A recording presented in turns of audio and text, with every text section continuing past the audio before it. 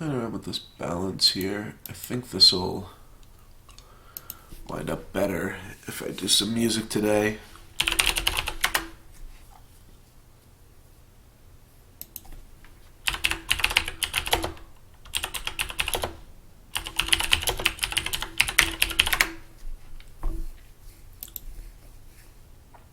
And I am live. Cool. I am just looking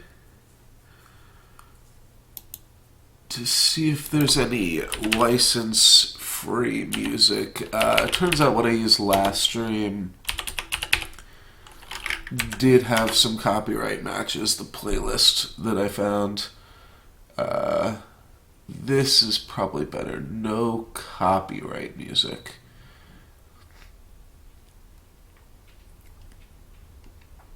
I guess that's what YouTube's calling it too. Technically, it's Creative Commons music or license-free music, because royalty-free music isn't actually license-free. Alright, looks like this is created by an official audio library on YouTube. Alright, so I think this playlist might actually be pretty good. I want some music today. It still feels super loud. Maybe if I just turn it down, because I just kind of want it in the background, especially because I am not going to be super like you hear my voice today compared to it is normally.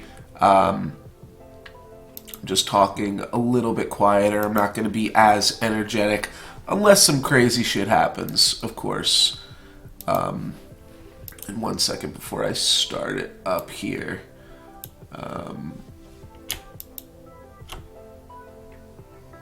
HP commented something on a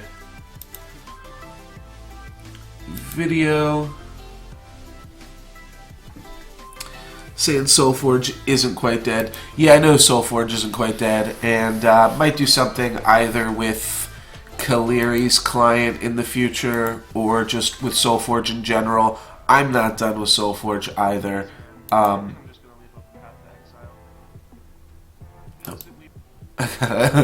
of my own videos doing commentary in the background. Alright, so hopefully if this sounds good, or hopefully this sounds good. If it doesn't, please let me know. I'm going to play a Modern League real quick. So basically just like,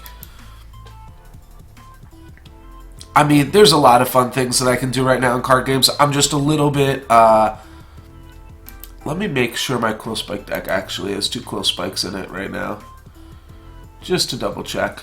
But yeah, this is just one of the things that I'm having the most fun with. It does have 2 Quillspike 61 cards. Alright, so this is good.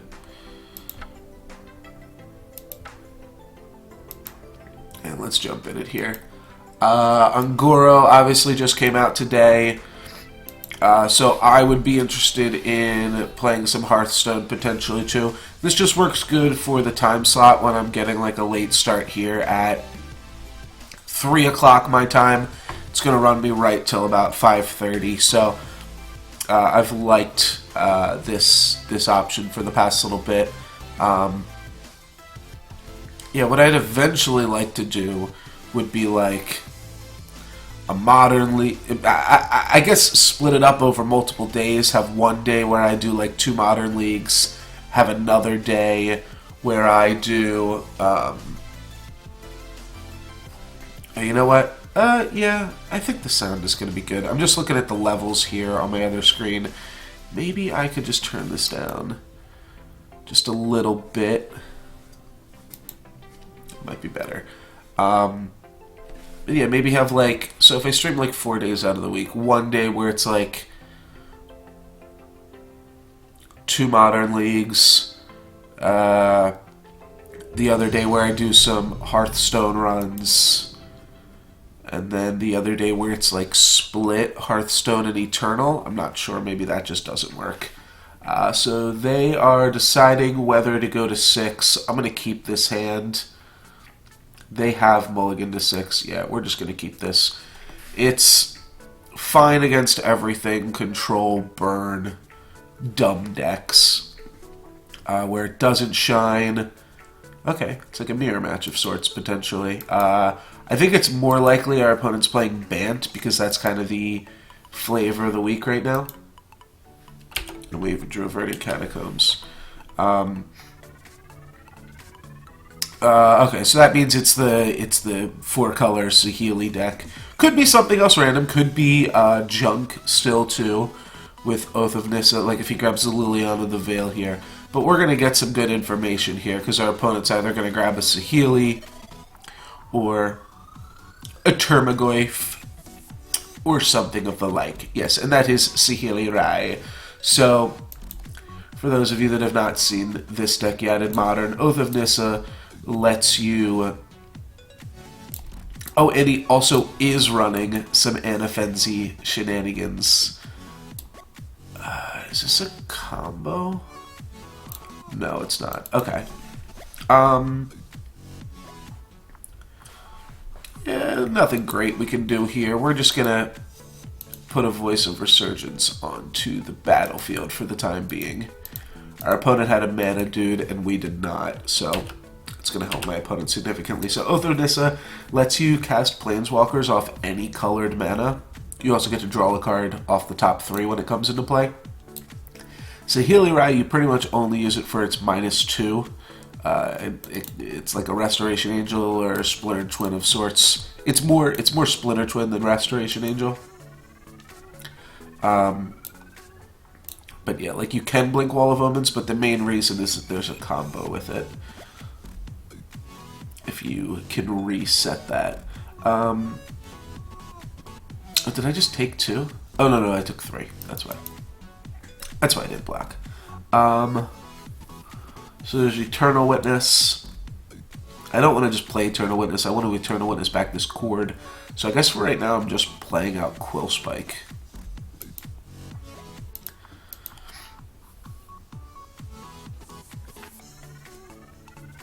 Just grab basic Swamp. My opponent's actually kind of beaten down here, even though they've got a wall out. They're smacking for 3. So... And next turn, if they play a creature, they're actually going to get to bolster Anafenza, because this wall is pretty big. So they'll be able to smack us for 4 next turn. I don't think I'm going to chump with Voice just yet, but I mean, I could get it back with Eternal Witness, and like, it's still there to add to the Court of Calling. What I really just want to do next turn, alright, my opponent's going to Eternal Witness just to hit their land drop. And that means a bolster trigger is going to go on the Eternal Witness. So that is really not a huge deal. My opponent pretty much just needs to find more cards. I think they can attack with Anafenza for free here. Yeah, it's pretty clear I'm not going to chump block with Quillspike. Or, I mean, I could trade both of my creatures off. I feel like my opponent doesn't have much. The problem is Quillspike isn't just lethal, it also has to find a way to deal combat damage to my opponent.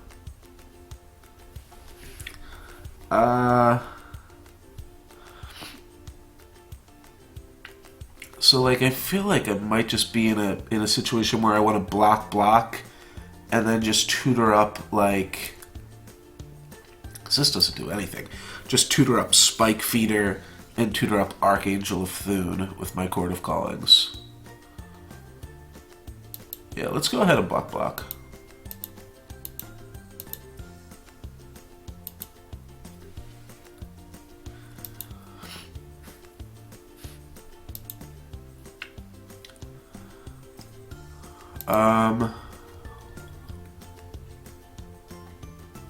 I guess that wasn't crazy great because I can't Eternal Witness the Court of Calling this turn. Or I can't Court of Calling for a combo piece this turn, is what I meant to say.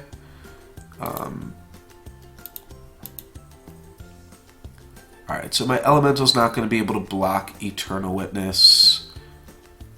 That's fine. I can't really attack here either. We can just bide our time. I'm at 15. Like I said, I don't really think my opponent's doing that much. This does give them...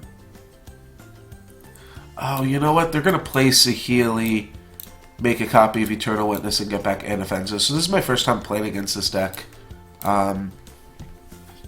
Definitely a little bit of a learning curve here. But yeah, now they just have a target for Eternal Witness. That does kind of kill Saheeli, though, so I'm not sure if it's great. They do have a wall to protect their Planeswalker. Oh, and it doesn't kill Saheeli, because once they draw the copycat, they can just reset Saheeli. Alright, they're going to go for Cobra, into Fetchland, into Saheeli. Okay, yeah, they're doing us dirty here.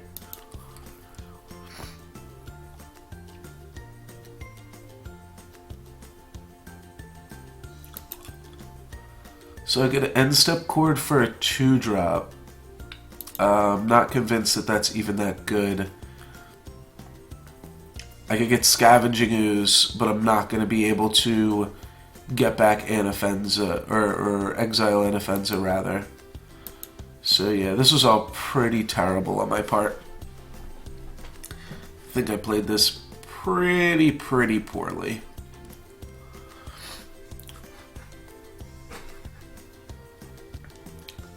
So yeah, here my opponent will...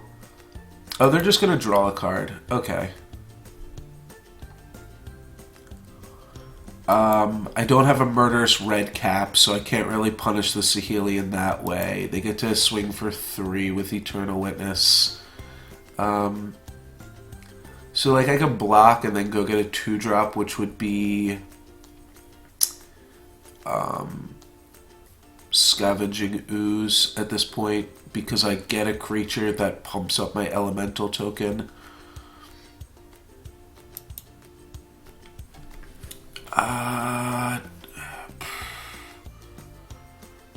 I could get Devoted Druid and then Eternal Witness, get back Quillspike, because that's a 2-drop.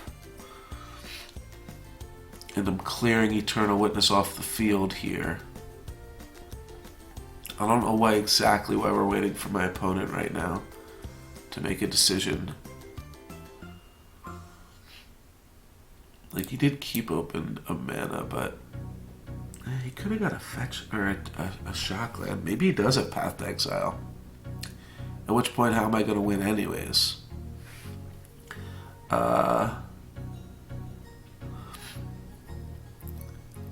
can't be Path to Exile like that. Let's see, what else could I do?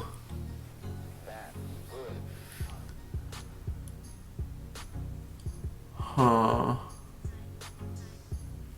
You know what I actually want to do?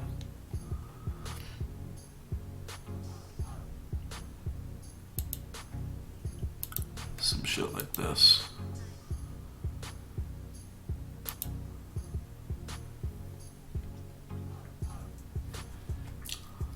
Hope this works. About to let myself get real blown out by Path to Exile. So my plan is block Court of Calling for Birds of Paradise.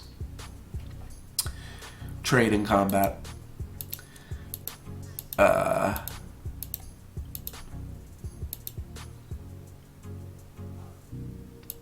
And then Birds of Paradise Exalted over, kill Saheeli.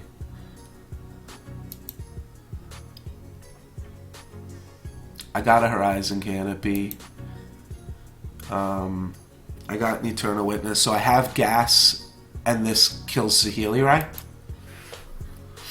So I feel like that's got to be at least somewhat decent. Alright, they left me without double white, but I got all these mana dudes anyways. Alright, we're going to go for a Coco, also leave open Horizon Canopy mana, and we're going to kill Saheeli Rai. Hopefully that's a decent play. It's a little bit out of the box to tutor up your Birds of Paradise as a hate bear of sorts. Next turn we get to go Eternal Witness Collected Company.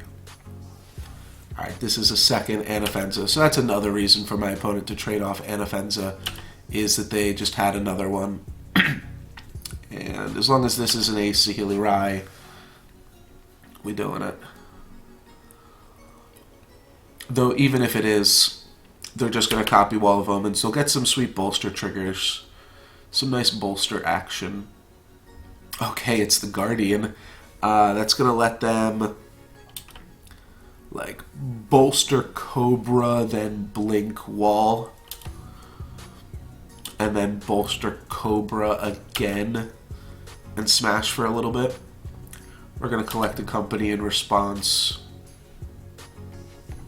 Oh, they're gonna blink their Oath of Nissa. That makes even more sense, yeah. It means they don't get a bolster trigger, but they do get another Saheeli Rai. So they've got a combo on us next turn.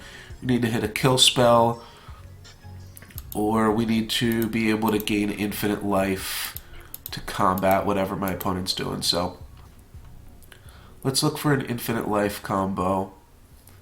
We don't hit it. We hit a Devoted Druid and a Viscera Seer. I think I'm just gonna take those two and then go Eternal Witness for Collected Company. I'm trying to think of what else I could possibly do. No Phyrexian Revoker.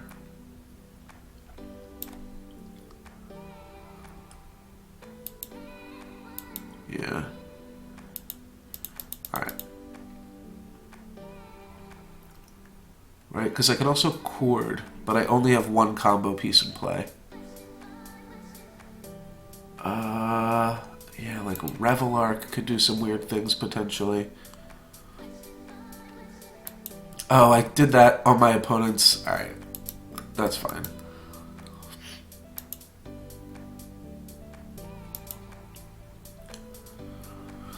So what I might even do here is like scry a little bit just to make sure this is going to go well. I don't have to do that, but I can.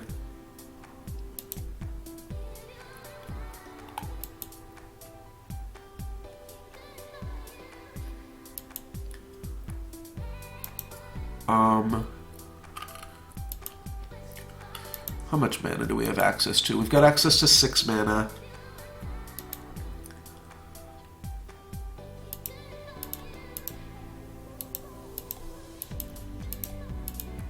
So we can draw a card off Horizon Canopy still and Path to Exile something. But both Path to Exiles are on the bottom of our deck now. We also could bolster the Devoted Druid if we want just a little bit more mana. Let's see, so is there anything that wins us the game? Do we have enough mana to cast Kitchen Finks?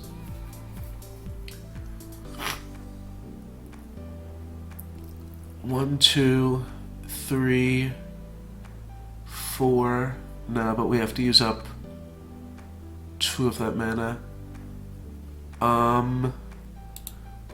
Yeah, we'll concede.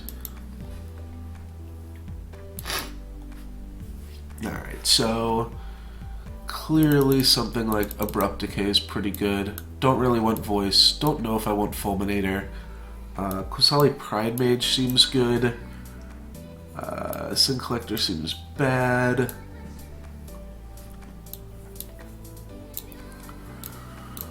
I don't think we need Avid Mind Sensor either. We definitely want Orzhov Pontiff. Probably want Scavenging Ooze. And then probably want Path to Exiles. Everything else I don't think is really going to aid in our combo. Quillspike isn't great, but I also think... Excuse me. Also think it's not bad. Oh, and Abrupt Decay's already got in the deck somehow. Pretty sure Spellskite doesn't act with or interact with either Saheeli or Felidar Sovereign. Saheeli Rai. Let's just look him up. Or her. Whatever, yes, her. Create a token that's a copy of you control. Okay, and Felidar Sovereign, right? Guardian? Oh, Felidar Guardian. Okay. Also you control. Alright, as we assumed. So this would protect our own combo pieces, but it's not really going to help us combo. Infinite Life actually doesn't do that much against infinite damage. So we can board out one Kitchen Finks, though Kitchen Finks is a good blocker. Not sure how deep we have to go on Revel Arcs either. Definitely want Pontiff in. We probably want all the Path to Exiles. Alright, I'm playing Path's main deck in this version. I forgot. My opponent's got Eternal Witness in their deck. I don't think I need a second Scavenging Ooze. Oh, you know what? They're also trying to do that combo, though. Of gaining Infinite Life, which could just be annoying. So we trim down on our own combo and try to get theirs. It's like a little silly, right? Qasali Pride Mage kills it kills the enchantment that draws a card already, but that's actually kind of good. I do think I like Quillspike here.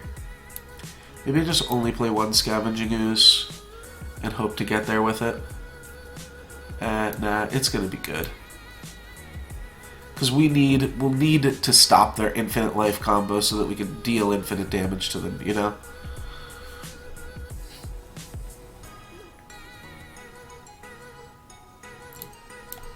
Hope that works.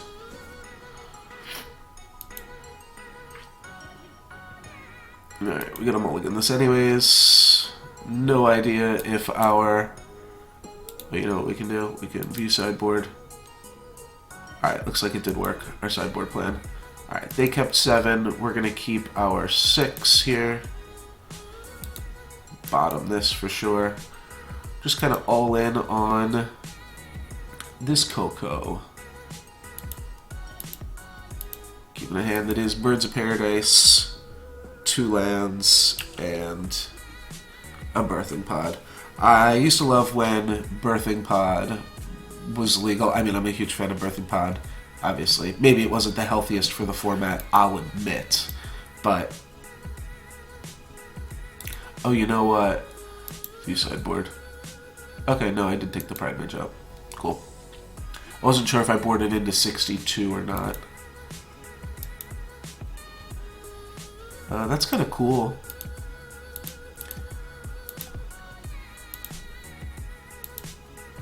I don't know if my opponent's also going to have Orzhov Pontiff. This just helps them cast Planeswalkers, so probably not. Let's just grab a Forest then and play a bird. And I'll bolster on the untapped bird. I have a big army of birds here too.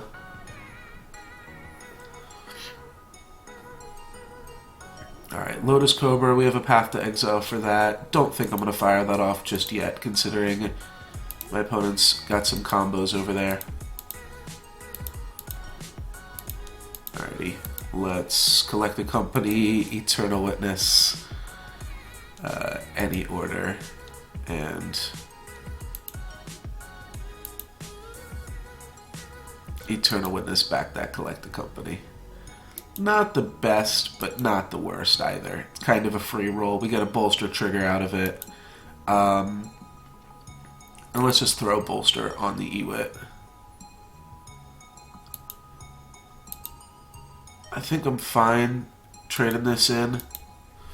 Lotus Cobra seems like it helps the mana out a lot in my opponent's deck. It does a lot of dumb shit.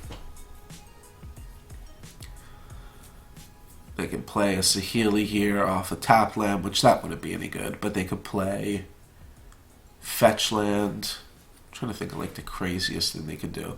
They'd go fetch land, make a mana, play Saheeli,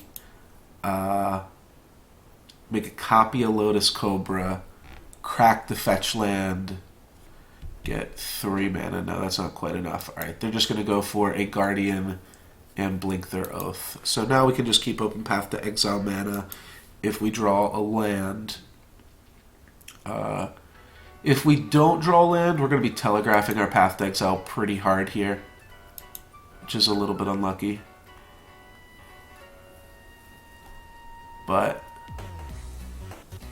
pretty sure that's what I want to do. And I'm going to play Kitchen Finks and keep open Path to Exile, because that's going to leave me opportunities to combo for the future here. Unfortunately, Eternal Witness also does a really good, or Felidar Sovereign Guardian also does a really good job on defense. We're not going to be able to crash in at all, unless we just main phase this Path to Exile, which seems bad.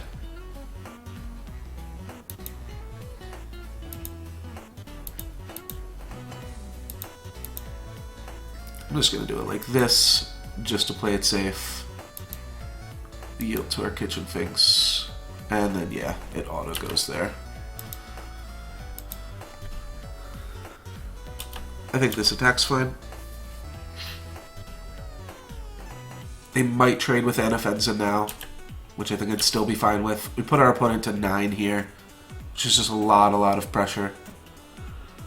Alright, so this looks like a Saheeli. My opponent tapped that pretty fast, so they're going to -2, target their Guardian, and then we're going to hope that they don't have, like, Pact of Negation in their hand. He's going to give my opponent another mana from their Lotus Cobra, but Saheeli Rise ability is going to get countered. And now my opponent's in a pretty shitty position. Oh, okay, they do get to... Oh, shit. If they go play another Sovereign here, they win.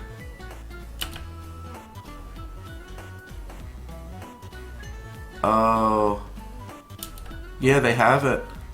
Wow, so they Eldritch Evolution into a Felidar, use Felidar to blink Saheeli, and then they're able to combo off on us. So good game from our opponent. Yeah, we'll just I'll show off the combo here for a second.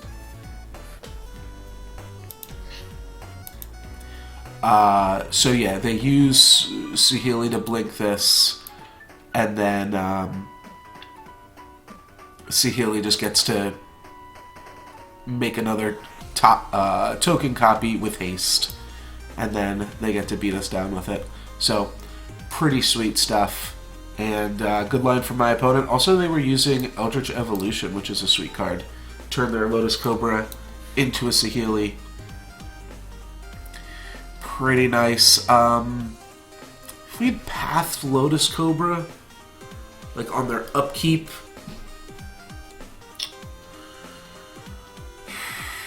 might have given us a little bit more time,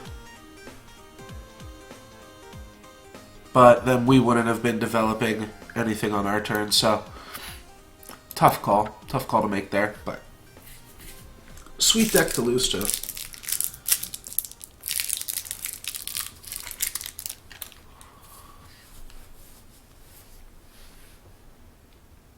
Never too upset when you get to lose to something sweet like that.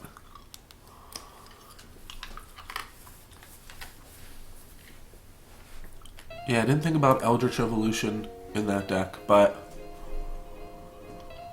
yeah, seems cool. And Lotus Cobra is definitely very strong in it. I think the most surprising thing was that my opponent was running the Anafenza combo that we're also running, but I guess it makes sense. Maybe it just makes sense, like, once you're running other creature tutors to, like, you know, just run more combos so that your tutors are more powerful. Because basically your tutors, like, if you're just getting, like, mediocre cards, then you're probably spending more mana for them than you would otherwise have to. Alright, so this hand has a Viscera Seer, Devoted Druid. We can go turn 3. Revelark. I'm going to keep. Our opponent's mulliganed down to 6. They're going to keep their 6 and scry to the bottom, then play a basic island. So It's either Grixis, could just be Merfolk or something like that still. Our mana's actually fine.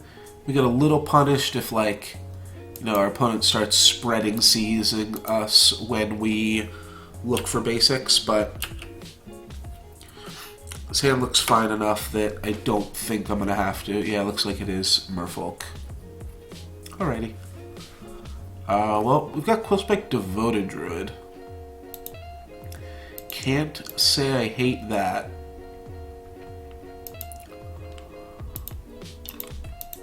That is pretty strong against a deck with minimal interaction for us. So next turn we get to play Quillspike and a Viscera Seer.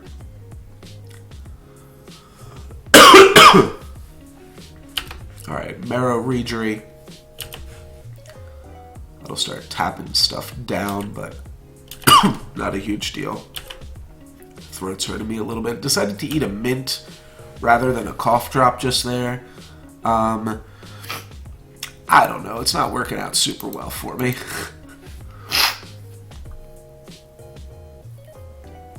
Do I want to grab a white mana? Like, I think I just do. Yeah. Our mana really can't get messed with that much right now, considering we've got the Horizon Canopy and the only 2 black creatures in the deck we've put into play. Opponent now taking a minute to read Quillspike.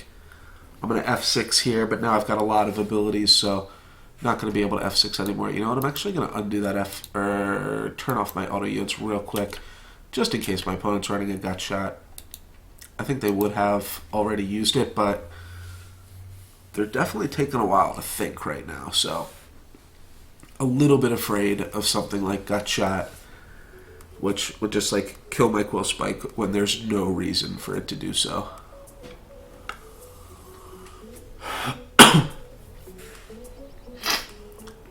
Alright, and this, well, when you return target tap creature. But is this a cast trigger? Yeah, so they're gonna tap and then bounce Quillspike with this Harbinger of the Tide. So pretty nice combo here.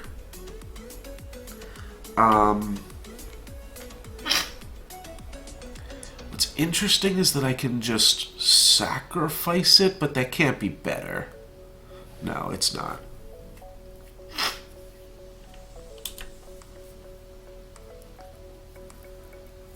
Yeah.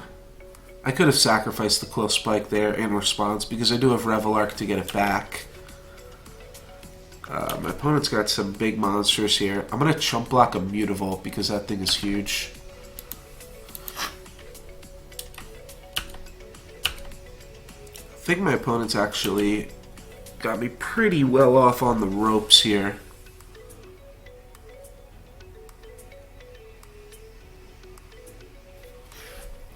What's awkward is if I want to play Kitchen Finks and Quillspike, Quillspike's not going to be able to block in this round of combat, but it's worth it, and playing the Kitchen Finks will let me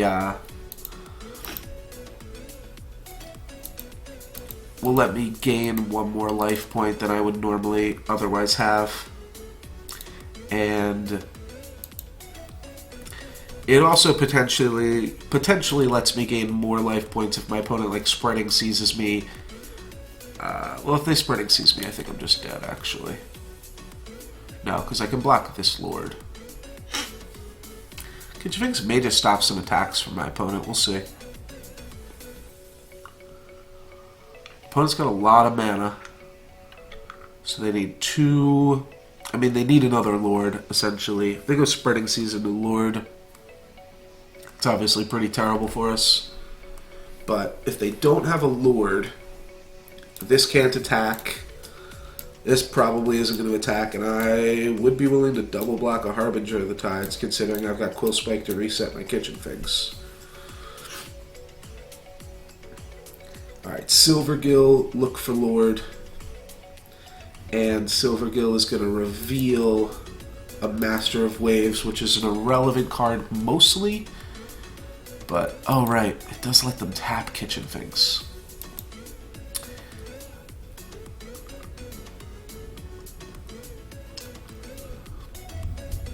Funny enough, this basic Plains might come back to bite me.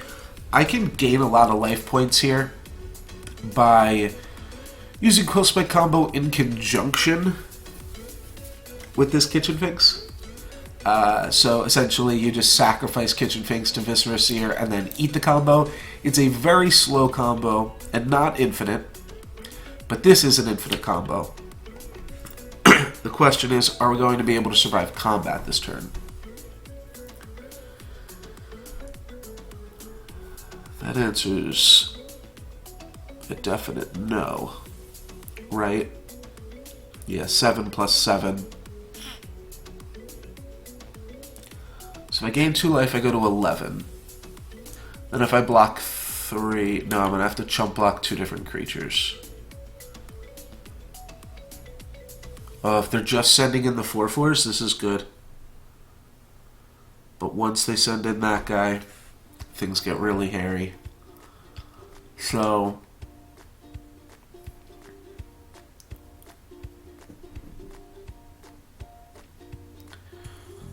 I think after that point, unfortunately, what I do is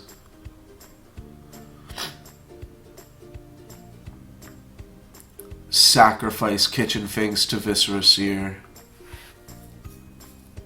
and then trade both with Master of the Pearl Trident.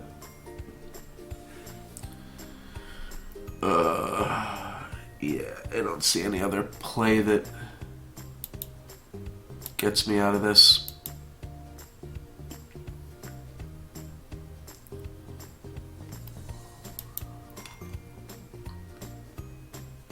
Alright, so this puts me back up to 11, but it does mean I still have to block. Depending on what this Scry is, another Eternal Witness, I'm actually just going to bottom that.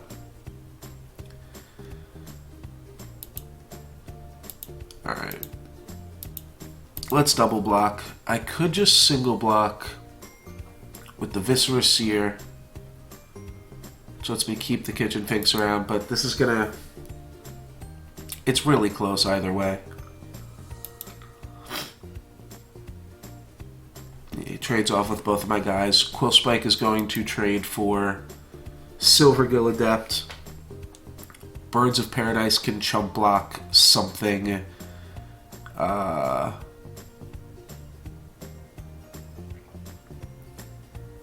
And then Eternal Witness can chump block something. Is that right? Yeah, it is. Okay.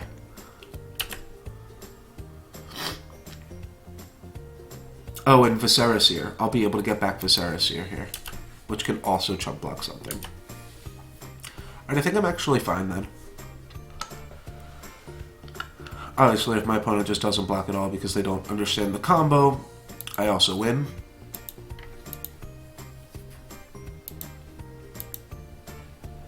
We'll just give this a +3/+3.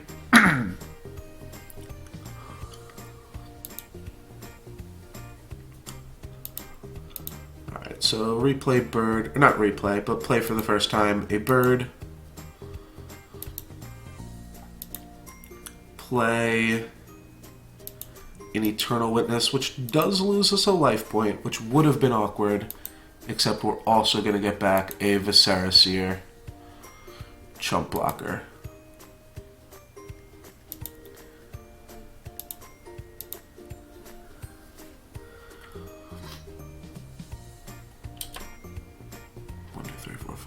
Yeah.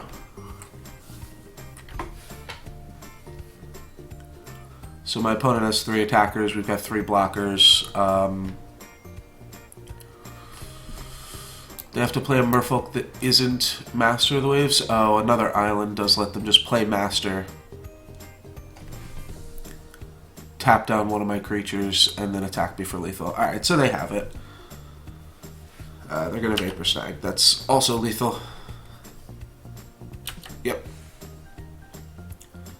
That'll do it. I could have sacrificed Eternal Witness in response, but fact is, I just don't have enough blockers. So, that's all that really needed to happen.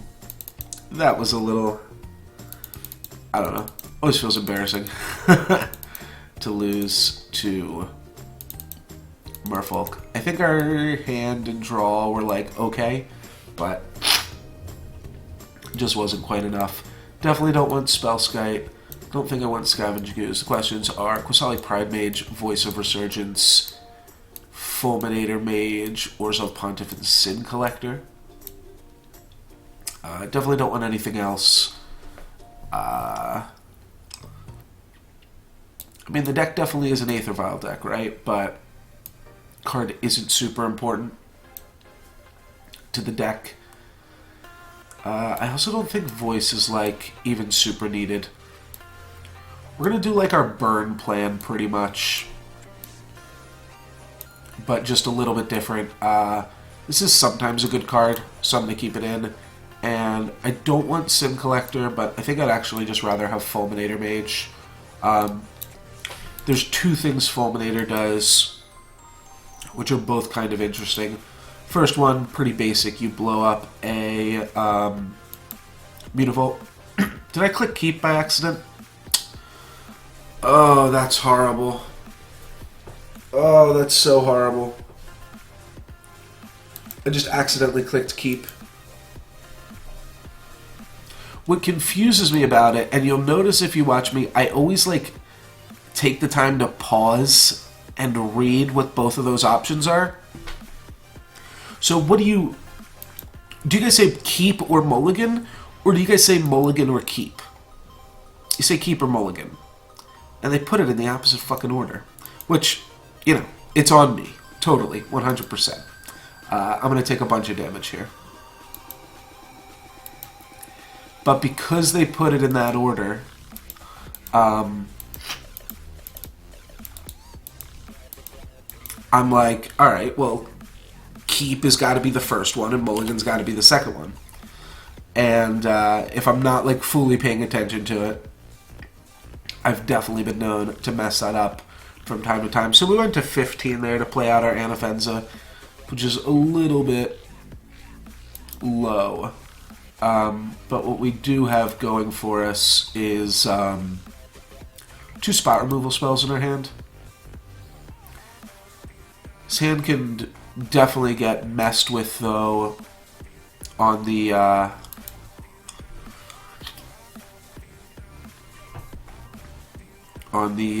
spreading seas kind of side of things.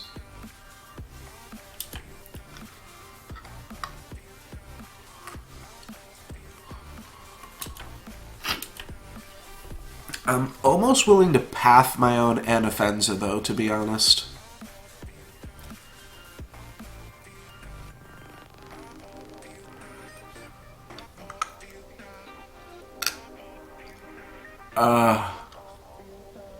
Well, Abrupt Decay gets around Kira, right? Yeah. Alright, so that's fine. Kira be damned. Can't be countered by spells or abilities, Kira. The only thing Abrupt Decay can get countered by is game rules. I don't know if I'm going to block this Silver Gill. Feel like I am not going to.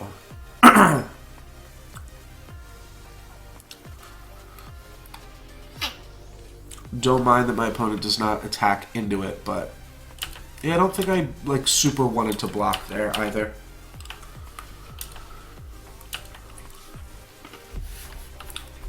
Hang on to this path for a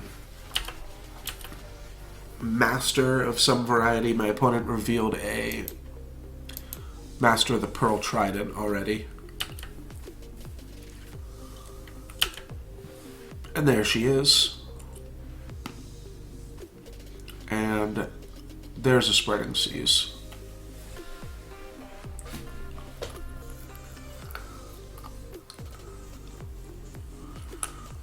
Well, as annoying as that is, it's going to mean that's going to get Island Walk.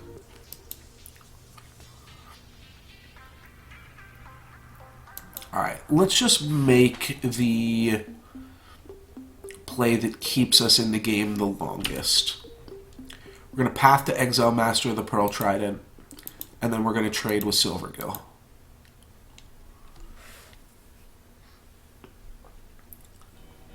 I do like that it's a combo piece. We're like so close to comboing too, but I think the main thing is just going to be, can we rip that land? And this gives us like an entire, a whole nother turn cycle to be able to do it. This land, Basic Plains, also can't cast Court of Calling. So we were a while away. Just wanted to preserve our life total so that we don't while away, if you know what I mean. Alright, Tidebinder. It's going to like tap down the Kitchen Finks until this leaves play. Yeah, that's fine. That doesn't really do anything either. Will they play a Master now? Yes, Master the Pearl Trident. Alright, we do still have an island here. Just a little unlucky.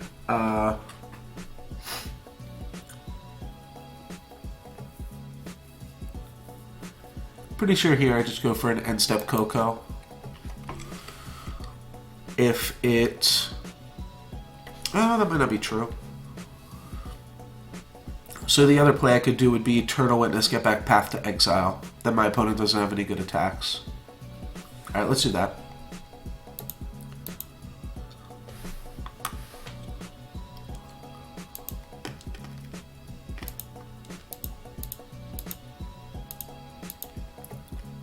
So yeah, just get back Path to Exile here. This is typically my plan against any kind of decks like this, any aggro decks, burn, stuff like that. Pretty much not trying to combo. You just wind up winning more games if you just pretend that your Eternal Witnesses are just like Murderous Redcaps or whatever. So they still do have good attacks if they play another Lord pre-combat, which is fine. Alright, they're going to activate Mutavault.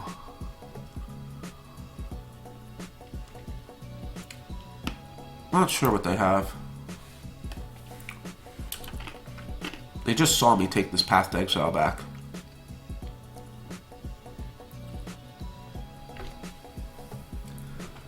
Okay, they're just going to give me the Mutavault trade. They don't want to give me the Tidebinder Mage. The fact that they didn't attack with Tidebinder Mage makes me feel pretty confident this Eternal Witness is going to get to trade with Mutavault. Alright, they're going to save it with Vapor Snag, but I still get to trade here. So they had to offer me something. They didn't want to offer me Tidebinder. And then they're going to Vapor Snag to save their own guy. That's perfectly fine. So I can't block that thing, but they're only attacking with Tidebinder. Let's just keep open Coco. I'm going to upkeep it. The chances are my opponent's not going to send in their Master of the Pearl Trident here knowingly into an onboard collected company. Kitchen Finks, Viserys here both seem really good. So let's grab them.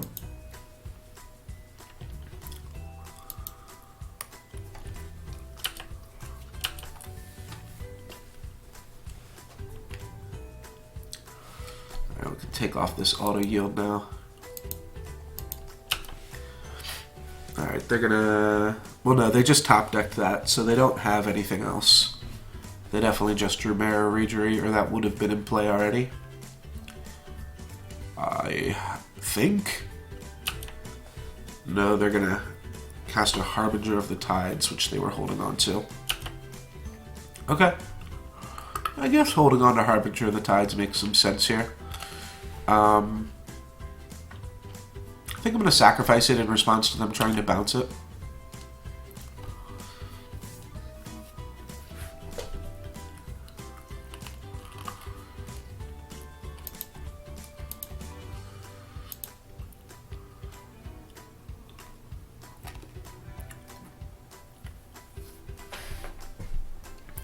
That really just seems annoying. I've got Quillspike to reset my Kitchen Finks here. I get to scry 1. Orzhov Pontiff isn't going to do anything for us. Wait, yes it can.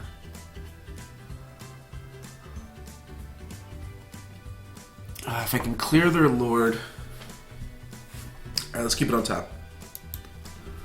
Oh wait, oh I'm so bad. I don't have black mana.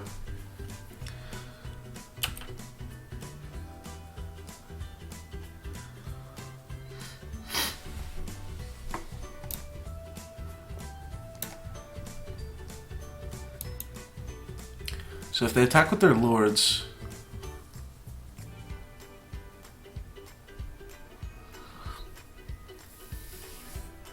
So my opponent only has 1 blue mana open. We knew they drew Mare of Reejery.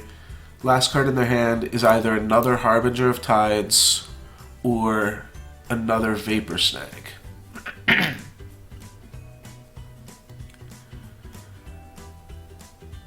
I'm at 20, but I kind of want to go for this Inoffensive.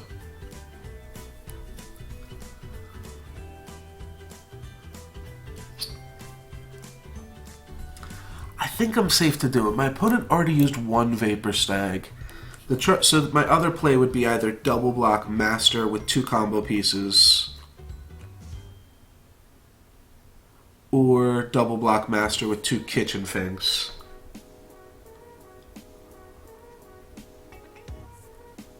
The only awkward part about this is we are going to draw the Pontiff if we don't sacrifice anything. Could just sacrifice this Kitchen Finks. Oh no, I could just get Inoffensive on my upkeep so that I draw a real card for the turn. Alright, let's take it.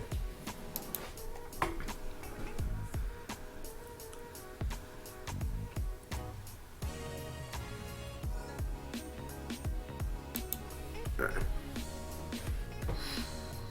1, 2, 3, 4, 5. Yeah, I'm gonna leave open. I'll leave open the basic planes.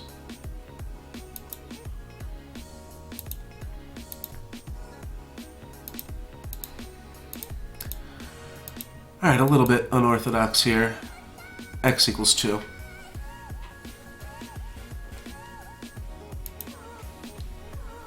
I think we're okay though. Alright, Archangel Athun. Well, that'll let us do some crazy stuff next turn once my opponent bounces this. Let's go for it on their upkeep.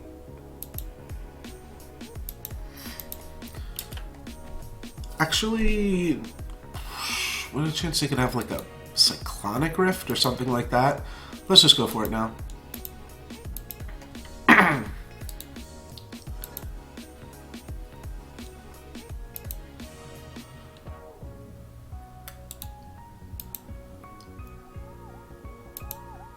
Alright, and they're going to make us do it. That's fine.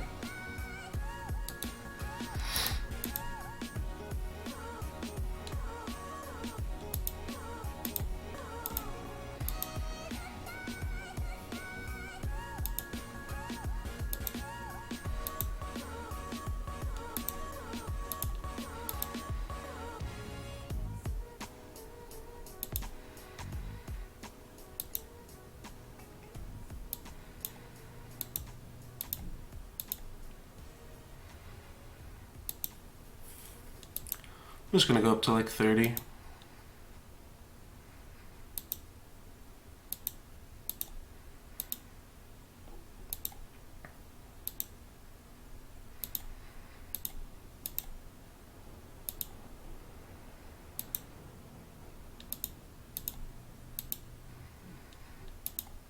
Yeah, let's do one more.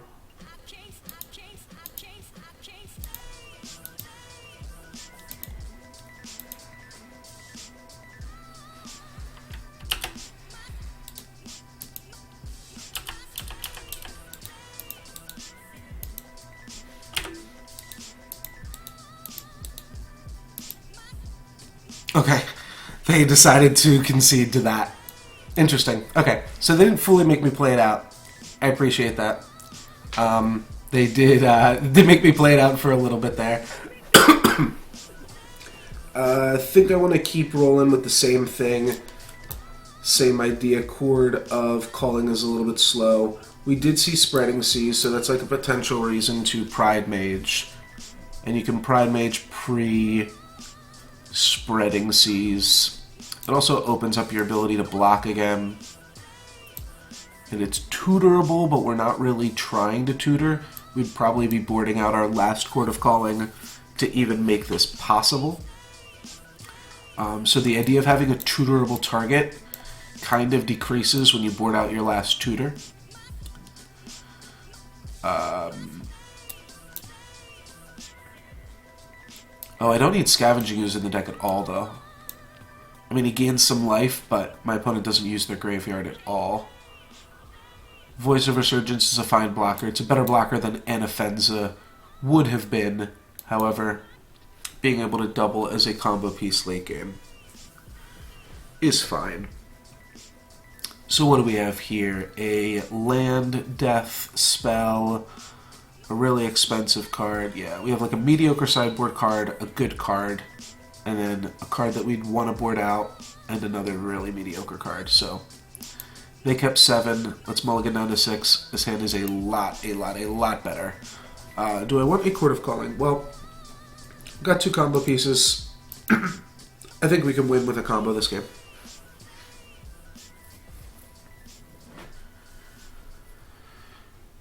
You have to assume that your collected company is going to be able to hit 1 combo piece at least, right? Might have a little bit of a slower hand from my opponent here. That's what I am hoping, at least.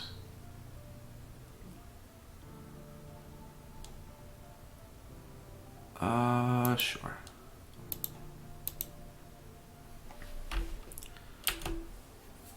Noble Hierarch into Viscera Seer is obviously a little bit awkward.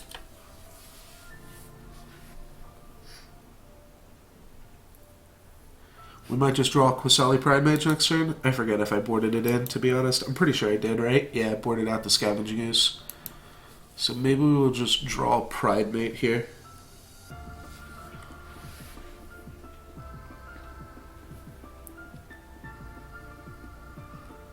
Yeah, this has got to be some combo piece. The fact that we've got Eternal Witness, Kitchen Finks, Anafenza, Quillspike, and Devoted Druid all in the deck. Alright, and that's revealing Lord of Atlantis. So next turn they're going to Spreading Seas us and then play a Lord. That's a solid draw.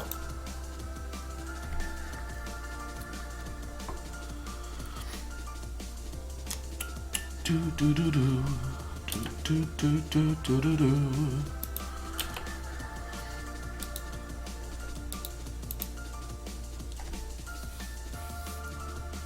Smash for 2. Then I'm also going to take 2 damage myself to put a Viscera Seer into play. Got 10 minutes still left on the clock. Should be enough for one final game here.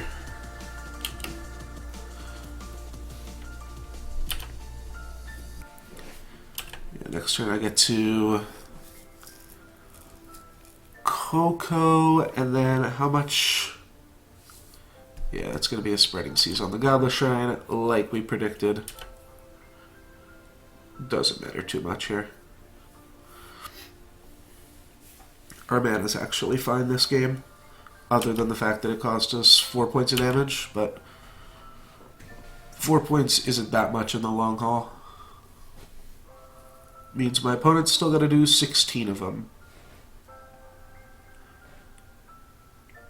And we could draw like a basic or something next turn and be fine.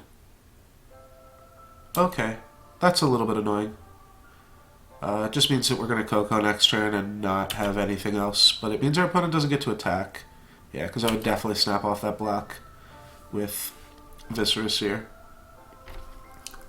So this turn, let's... you know what? Let's actually just main phase this and see if we can't gain infinite life right now, while my opponent is tapped out. Do I care about black mana? Yeah, let's go get black mana.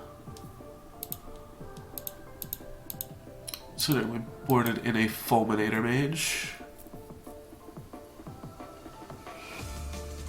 Alright, so it's not great. It's pretty bad, actually. But we'll take it. And we will kill Silvergill Adept.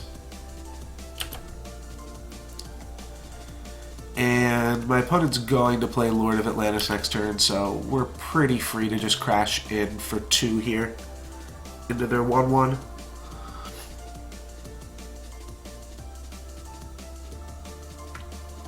We could kill Harbinger of the Tides as well, which, you know what, I think I am actually going to do. Oh, you know what I was supposed to do? I was supposed to respond to that by sacrificing Orzhov Pontiff. Now I've got to sacrifice Bird and Orzhov Pontiff. Oh, jeez. Alright, well, I've made a lot of mistakes this turn. But I'm going to kill Harbinger of the Tides.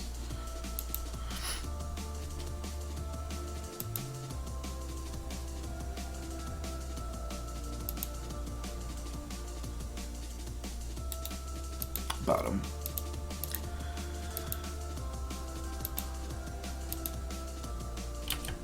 Alright, so there was a much better play I could have done this turn.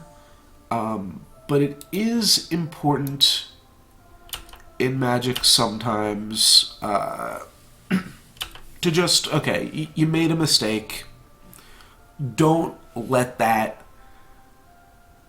make you make another mistake. Just be willing to admit that you're allowed to make mistakes sometimes. That's an awkward one. I was thinking, what's going to happen when they Spreading Seas this and they keep this Abrupt Decay on top? Well, that means we're just going to have to wait until we draw a black source now. Because we're going to draw this Abrupt Decay, and it's going to be a little bit awkward. And we're going to have a Court of Calling in our hand as our only combo piece. So I can Temple Garden untapped here, and then I get to go get Eternal Witness, return Collected Company.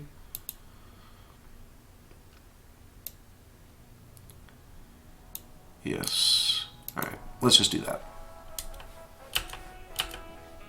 We could have swung for 3 there, but then we couldn't use the cord, so just going to let our opponent do this. They'll hit us for some amount of damage. They played the one that we didn't know about because we knew about Lord of Atlantis, so it's a little bit strange. They're going to put in a Marrow Regery. It's not going to do much. We can't block anyways, so it's just going to give this guy a +1/+1. What are they playing? Another Master of the Pearl Trident? So they're keeping their Lord of Atlantis? Oh, they're going to untap their Aether Vial. That's nasty. So they have another Regery in hand. They've done anything crazy? No, this is about as crazy as they could have done. Smack us for 5. Alright. They didn't keep open their basic island, which is just funny. Doesn't really mean anything.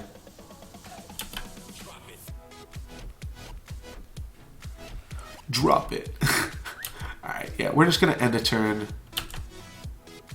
Go get Eternal Witness, untap, and cast Collected Company. Alright, hope this works.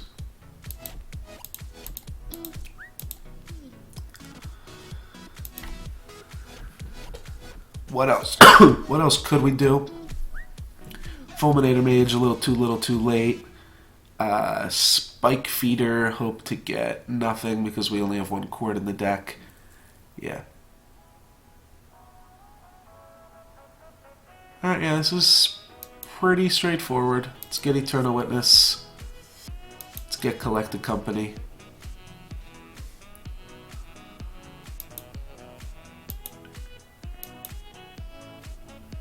And then let's cast Collected Company and hope we win the game and don't lose the game.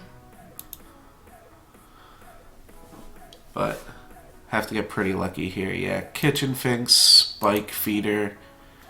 All of my opponent's creatures have Island Walk.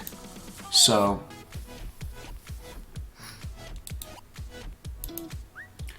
How many life points can I gain here? I can gain 1, 2, 3, 4, 5, 6. Yeah, there's not even a way to generate excess ones, really. I really just get to gain 6 life, which... yeah, my opponent's going to hit me for 24 next turn. Alright. We lose. I made some kind of bad plays that game, and yeah, we kind of deserve to lose. Oh well. So that makes us 0-2. So now we are just trying to barely scrape by to break even here. Won the die roll. Oh yeah, one of the mistakes that we made was just like keeping horrible hands because I'm bad at Magic Online. Alright, let's keep this. Turn 3 collect the company. Not much else to say. If we draw a Viscera Seer, or a black mana, turn 0 somehow. I would have run it out there, but that's impossible. So we're just going to play turn 2 Devoted Druid, turn 3 collect the company. My opponent is likely Death Shadowing us. Looks like Grixis Death Shadow.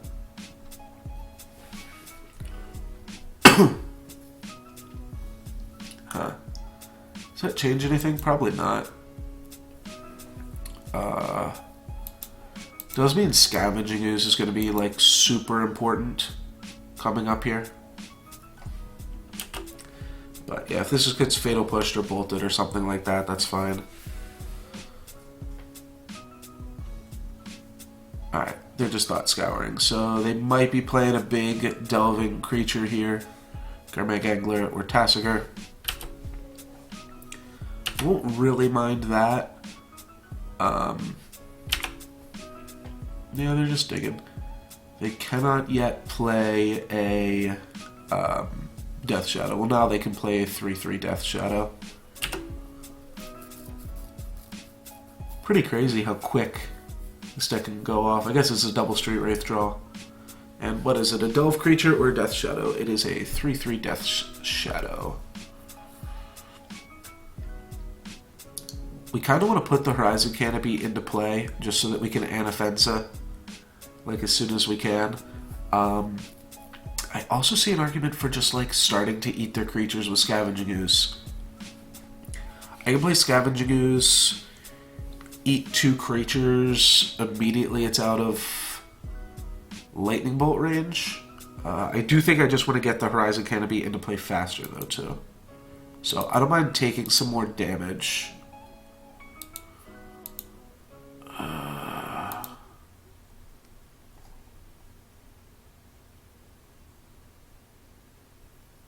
This plays around like Snapcaster Mage or something too.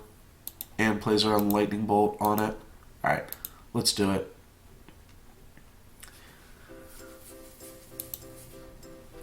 Eat. Pretty sure we just want to eat the Anglers, leave the Street Wraiths. But I could be wrong. Alright, so now we're bigger than Death Shadow, so my opponent's got to do something if they want to attack, which that something can just be as simple as playing a fetch land and then attacking. Yeah, that's going to scare me off. It's that simple. They will probably crack this beforehand, but the other thing that my opponent's got to consider is that their life total's pretty low. I got a 4/4 in play. Yeah, they're going to go for Snapcaster Fatal Push. They don't know how Devoted Druid works. Yeah, they're going to target Fatal Push. I'm going to, in response, untap my Devoted Druid, which is a secret hidden green mana. Part of the reason that I made this play is I thought my opponent might get baited into Snapcastering here. And then we eat that Fatal Push, and we've exhausted my opponent's Snapcaster Mage for free. And that's all she wrote. Okay, so Now what can we do? Well, if I play Viscera Seer...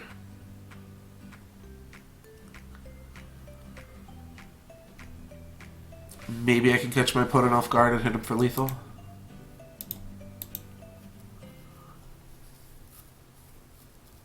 I'm gonna go for it. Just because it's sweet, if nothing else. If it doesn't work, I'll just collect the company. So... basically, pretty sure my opponent doesn't have Fatal Push at this point. Alright. So what we can do is we can... yeah, they've declared no blockers. I'm going to go for it. It's a little bit risky, but I think it's funny if it works. So we eat that.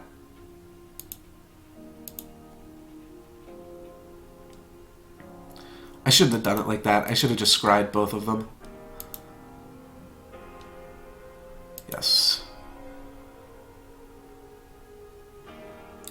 Again, don't really recommend this, but it's sweet. Okay, they saw it. So I was pretty sure that was going to be safe because my opponent went for a main phase Fatal Push. They went main phase, Snapcaster, Fatal Push. Both of those are instants. Obviously, they wanted to kill Scavenging Ooze before I untapped with it, so I didn't gain more life. And they kept open a black mana. That kind of told me they didn't have a second Fatal Push. They were just planning on Fatal Pushing with that original Snapcaster. So I was pretty sure my opponent didn't have removal there. And that worked out pretty well. So, kill spells, Scavenging Ooze, Sim Collectors, Anger Protection, and potentially another Scavenging Ooze. I rarely ever bring this in against Snapcaster Mage decks, but it's important to note that you can. It does keep them off of Snapcaster Mage. Because I'm playing a second Ooze in the board, I think you're fine. That's the first thing I know I want to do. What's the second thing I know I want to do? Right. Board out all of these fun cards.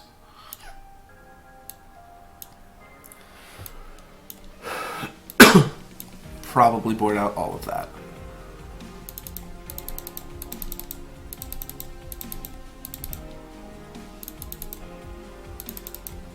And then I can board in Sim Collector as well. Spellskate's an interesting one. I think it's good. It's awkward against Call Against Command. It's good against Lightning Bolt. It's a push against Fatal Push. But I think you still want access to it. Boarding up most of our combo cards. Yeah, you can really just win just with the Scavenging Ooze and spot removals. It's my main game plan against this deck. Worked out pretty good game one. Just don't know if we want access to Burnt and Forge Tender over Spellskite, potentially even.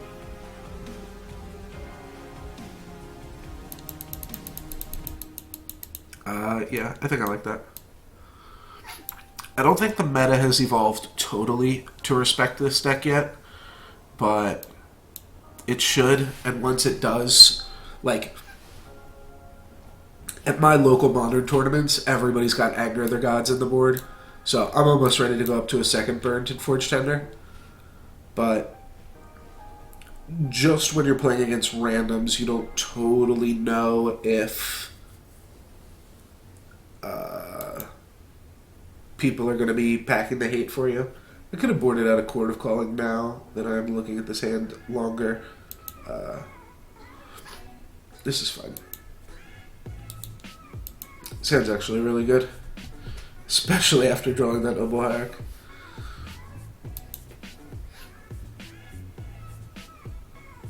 They thought seize one of them. That's a little bit awkward, but still have Gavany Kitchen Finks. Yeah.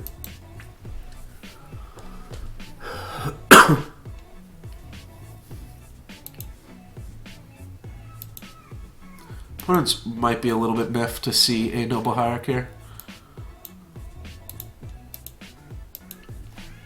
So that's a pretty sweet draw.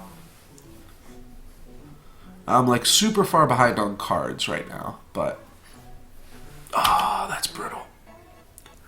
That's really brutal. Now they don't even have to care about this Noble Hierarch. Well, now they do. Now it's lethal.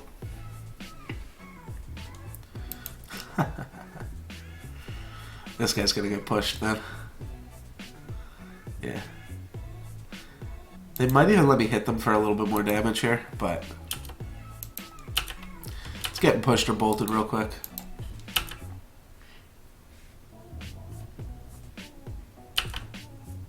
They do let it hit them, and then they don't kill it. So they're just letting me pump up their Death Shadow here. Alright, alright.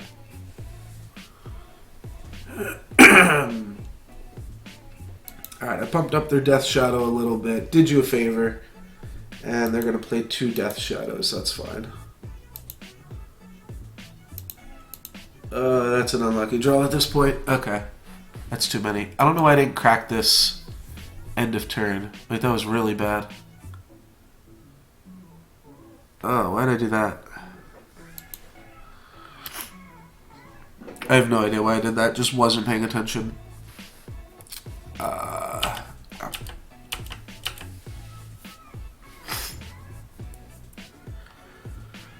So if they don't play a Street Wraith, don't play a land, do I want to put them on having Street Wraith or having a spot removal spell?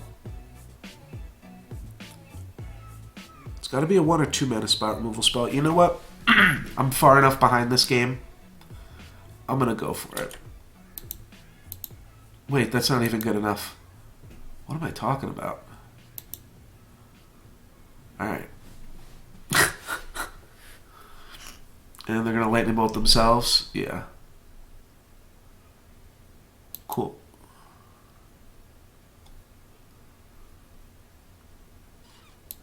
Alright, well now I might just be able to catch them off guard. Oh no, they're going to play a Delve creature post-combat too. Do they have a Tasigur? They can't play a Gurmag Angler. Maybe they thought they could play a Gurmag Angler. Get to smash for 3 next turn. Looks like the 2 damage from the Overgrown Tomb was irrelevant.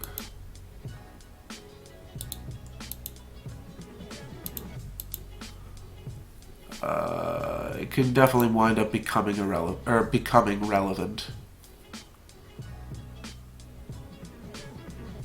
So if I smack, yeah, pretty much just have to smack and then double chump block, right? Guess I'll put this in the play top too.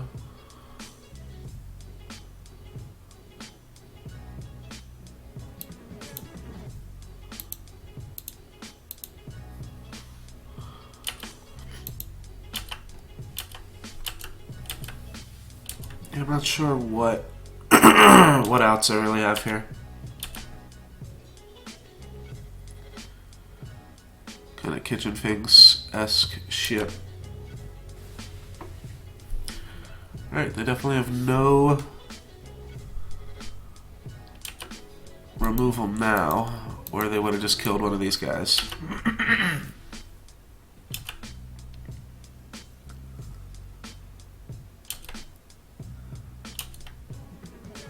Alright, now they're going to play Gurmag Angler, right? That they tried to play last turn. Snapcaster Lightning Bolt killed me. 6 slow roll, brother. Alright.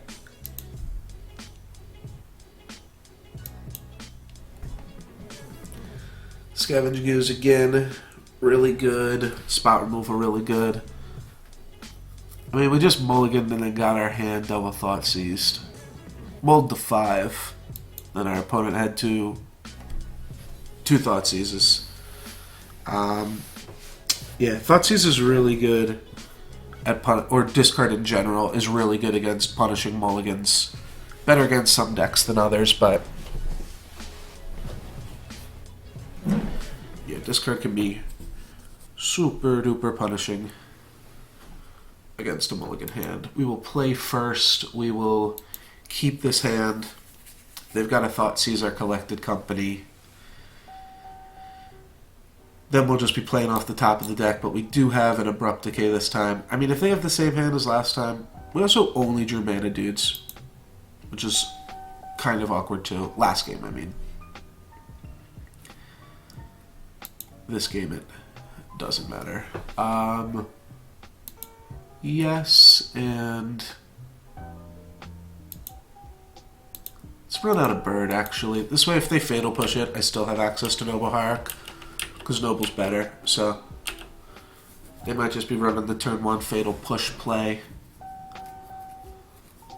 I could have just fetched basic Forest there too, but I think this is fine. And it winds up putting me in the same exact spot if they have a Fatal Push.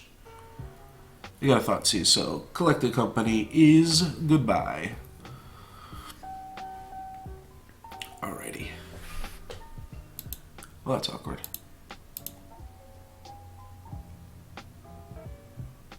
I'm going to choose to hit them for 1 here.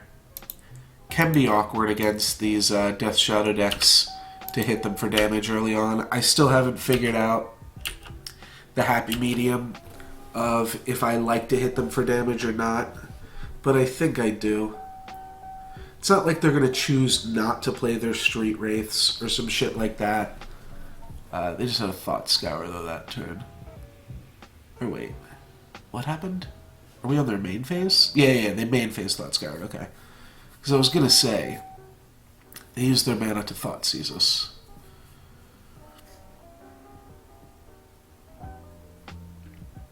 And they might be Inquisitioning the Abrupt Decay before they play a 2/2 creature. Or they might be playing a creature that does not get Abrupt Decayed. That's the other way to do it. Wow. Alright, well, my opponent's got a sizable creature in play. Keep smacking away for 1, but not super happy about this outcome. Let's just go ahead and crack this now.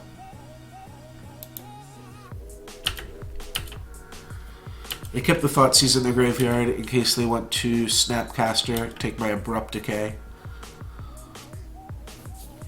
At which point we will Abrupt Decay the Snapcaster. I'm only hitting for 1 damage a turn, so if my opponent goes Godless Shrine into Snapcaster Abrupt Decay, they're still in a pretty decent spot. I'm gonna go for a Nihil Spellbomb.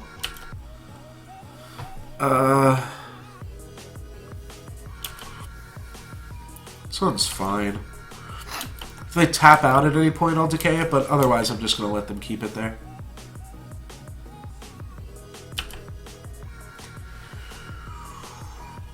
Okay. Let's play the Swamp.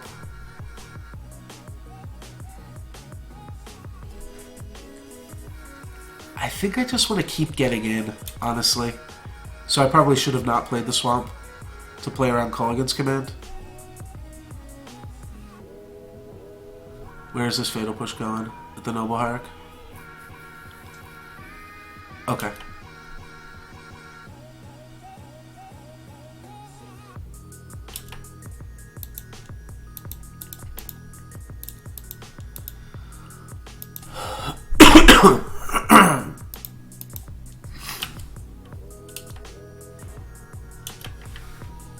Alright, now this card can actually just beat them a decent amount of the time. They don't actually have that many ways to interact with Archangel of Thune. And it's a pretty big monster. Alright, they're gonna crack the Spellbomb now. Save to Decay.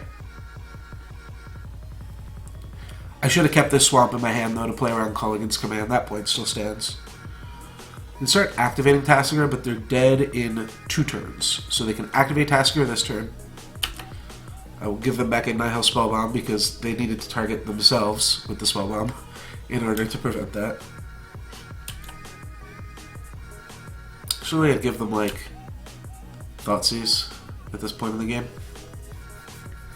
You have 4 cards in hand, though. Like, they can't be banking that much on a Tasigur activation. Gurmag Angler in this deck is so much better than Tasigur. You can never activate it. I mean, Tassigur's threatening too. It's good. But And I'd only be at 7. And no, it actually increases their clock by 1. I mean, I'm going to gain life points here with Archangel, but theoretically, Gurmag's just a lot quicker clock. They have another Spellbomb, okay.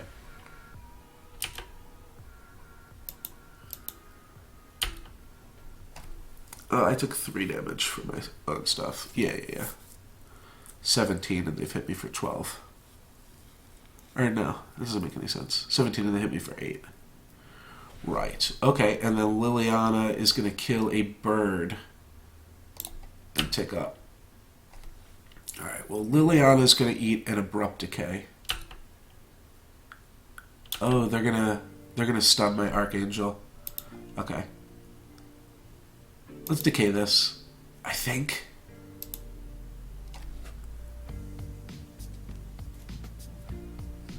That's really tricky, because I could kill the Spellbomb right now, too. At which point do I ignore Liliana?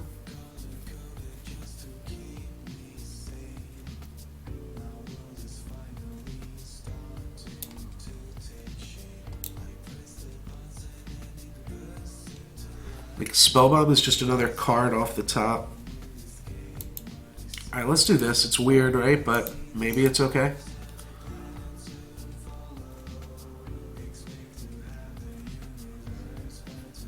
I think my opponent doesn't have enough to interact with me right now.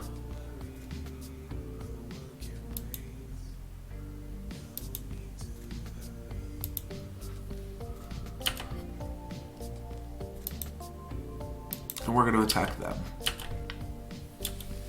It's going to put all of my birds out of Liliana range as well. Means I don't have lethal next turn, but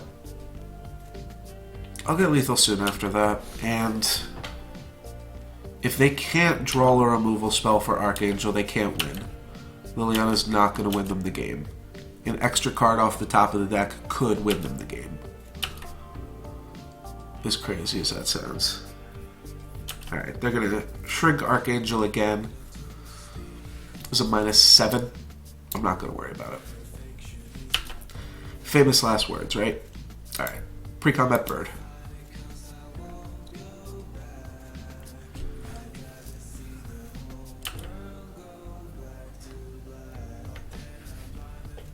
And we're going to attack all creatures at him. So this is going to put them down to 3. I'll now have effectively 3 lethal creatures. Never mind, it's going to put them down to 5. I'll have 1 lethal creature. Oh, they're going to Snapcaster push. Okay. We're still good with this. We've got a bird to block their Snapcaster and an Archangel to continue to just grow by itself. They're not sure what they want to do with that second Fatal Push, though. They might want to kill the unblocked bird. Problem is I'm going to be at 8. So they're not going to have lethal on me. And will I have lethal on them? See, I'll hit them for 3 this turn and 5 next turn. So yeah, I would have lethal. So they have to kill the untapped bird.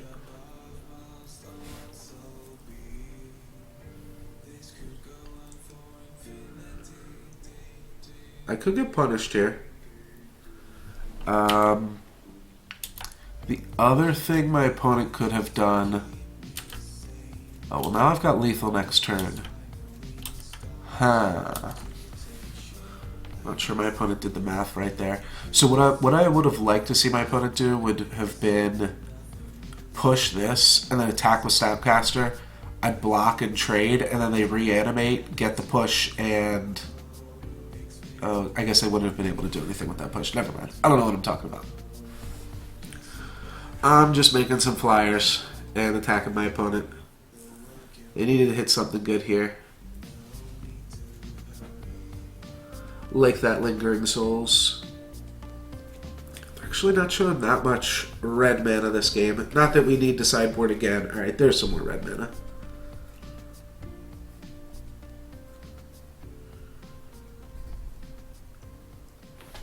Alright, they're going for a Liliana. activation. That means they don't have shit. GG's.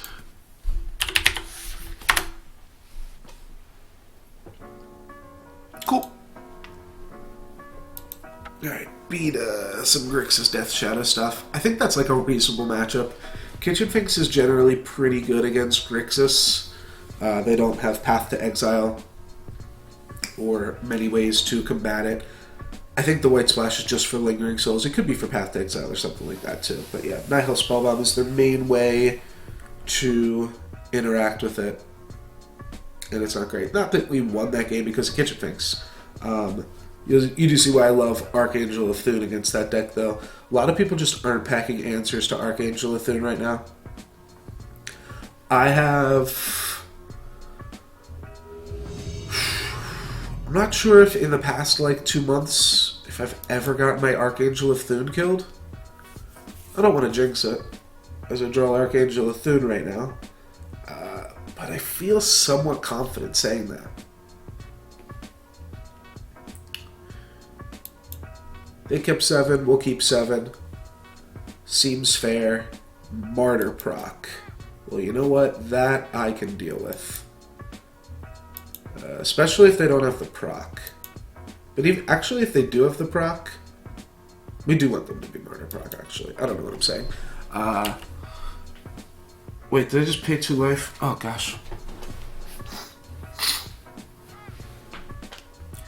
Sometimes there's too much going on for me to concentrate about. Alright. Just like bluffing Path to Exile. Honestly, it probably doesn't matter. What I was going to say is I would rather them be Martyr proc than be Soul Sisters. Soul Sisters is generally a little bit more of an aggressive deck. Martyr proc is a grindy, more controlling deck. We've got Scavenging Ooze.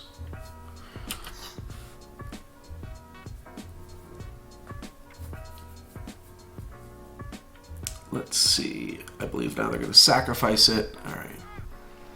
And then we'll see. If they play a Sarah's Ascendant, well then that's not great. Wait. What did they reveal? Why are the revealed cards not in the revealed section? Alright, that's dumb as shit. Martyr of Sands... Martyr of Sands Soul Warden is what my opponent revealed. Okay.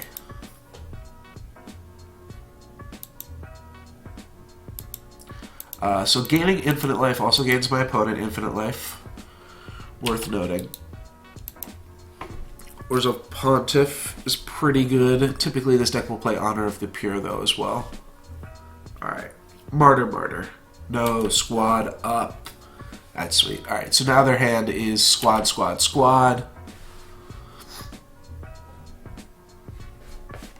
Random that Martyr of Sands would not put the revealed cards in the revealed zones. Alright, so my opponent's hand is squad, Martyr. And, okay, they do have mana.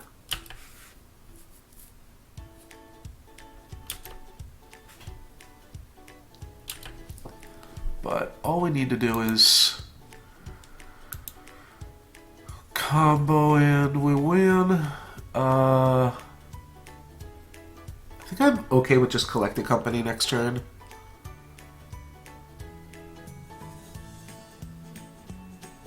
I don't think they're like clocking us super well. They pretty much need Sarah's Attendant to clock us. We can attack them for a little bit.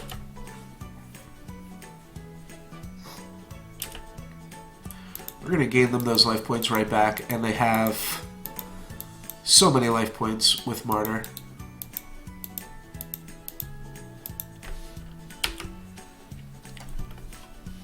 Alright, I'm actually going to scooch up here and try to play a little bit faster because this matchup can be very grindy. X times 4, that's 3 Hawks and the Martyr. Play Martyr, gain a life, and then they can sack this to reveal 3 Hawks again. or they can play a Hawk, whichever they'd rather do. They might just want to Ghost Court or Gavany. Get this shit out of here. No. Alright, I'm not activating Gavany next turn regardless, so it doesn't really matter.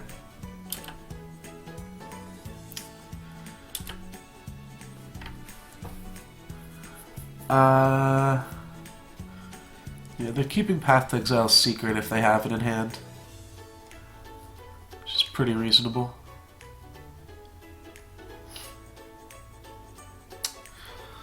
Let's go... Like, could they have a Proclamation of Rebirth? I don't think they do, because I think that you would just reveal. Yeah, I'm just going to plan on Collected Companying. I really don't see any reason not to just run it out there. Let's go for it. Oh, I don't think that they're running Wrath either. Not in a version with Soul Warden. No, I think this is just, like, more budgety. Sometimes they play 1 or 2 Wraths main deck, but...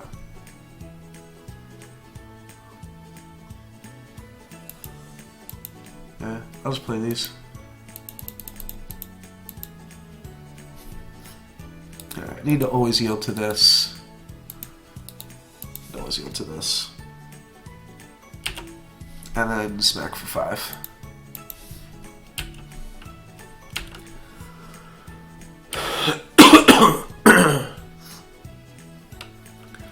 So if we draw a Court of Calling, we have lethal.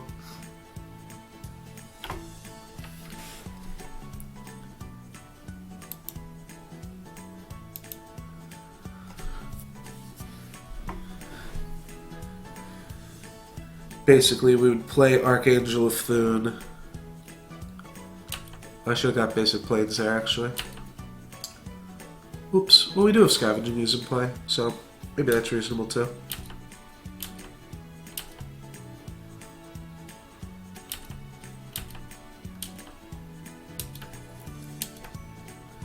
And are they going to start attacking? Like, I think they'd win this race here if they just started attacking us. Yeah. So that's what they're gonna go for. Some nice, quaint music. This is a deck that could have an answer to Archangel of Thune, though. Like I was joking about before.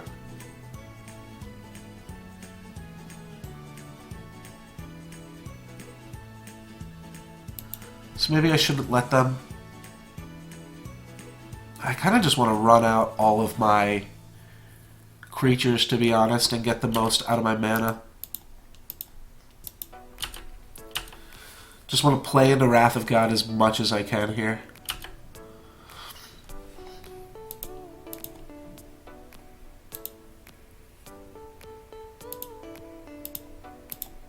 Alright, let's do it. Wrath of God be damned.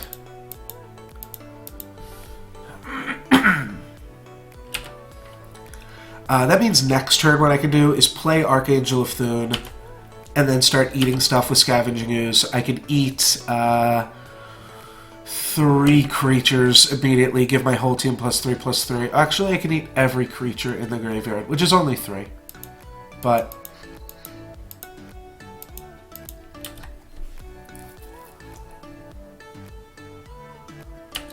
yeah. Immediately give my whole team +3/+3. Pretty good. Also, just play a Quillspike. Just don't think I need to. Wait, can I do both? I might be able to do both. Let's see.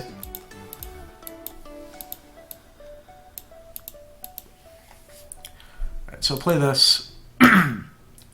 Thing is, each time I eat a creature, Devoted Druid gets a counter. So it's able to untap for free.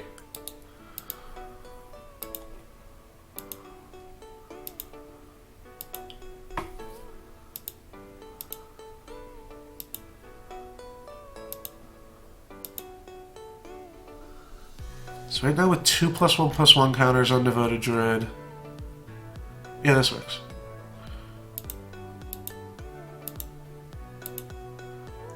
Ah, shit. Alright, well, I fucked that up.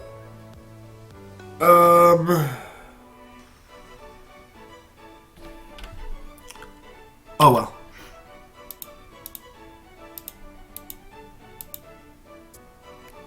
Yeah, I was dumb as shit.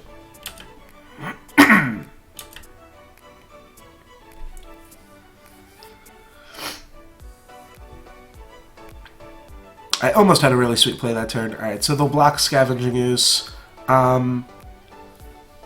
What I can do here, because I didn't do the play that I wanted to do, and I think I'm going to wind up doing now. Yeah. So let's just make a green mana.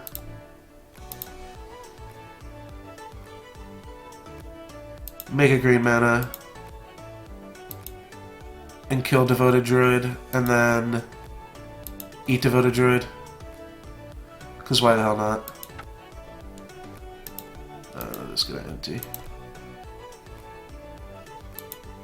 Alright. So we get in like 3 extra points more worth of damage there. That's fine. That was just us doing dumbass shit that game. This deck is not really a huge problem. What do we know? We don't actually want voices. We don't actually want that many kitchen things. Path to Exile. Path is like fine. We definitely want Abrupt Decay, Orzo Pontiff, and probably Qasali Pride Mage. There's a chance we want Fulminator Mage. There's some weird things that the deck does that Fulminator Mage needs to take care of. We do want Scavenging Ooze in case they're going that route. Even Mind Sensor stops the squad goals.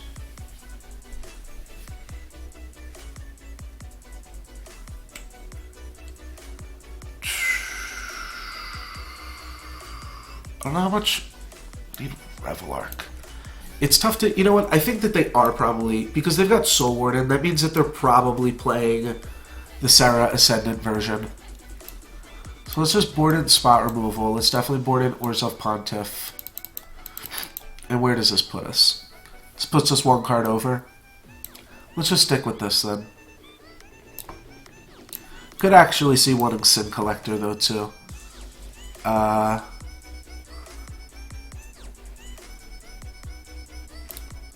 Archangel's like really good, but also like they're just gonna have Path to Exile too. So it's not like Archangel just wins the game.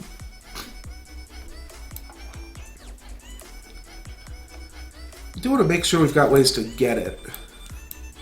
I'm just gonna go down a little bit on that combo.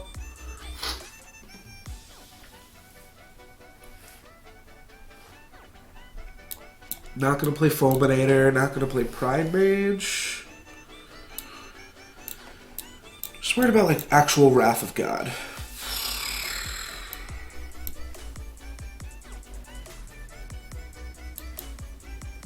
Right. I think this is fine. 18 minutes here to finish out 2 more games. What does this hand have? This hand's fine.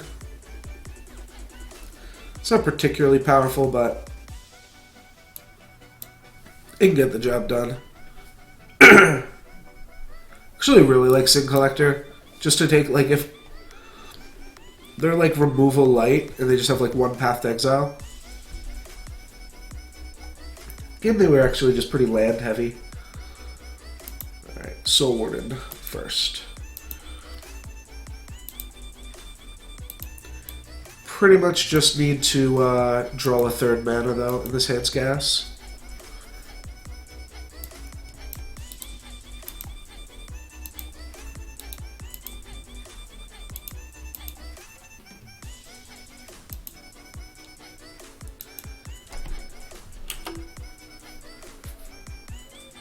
Alrighty.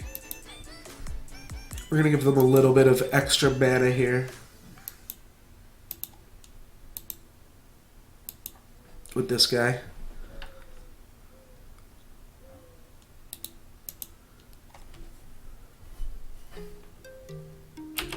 F6 on this turn. I don't know if I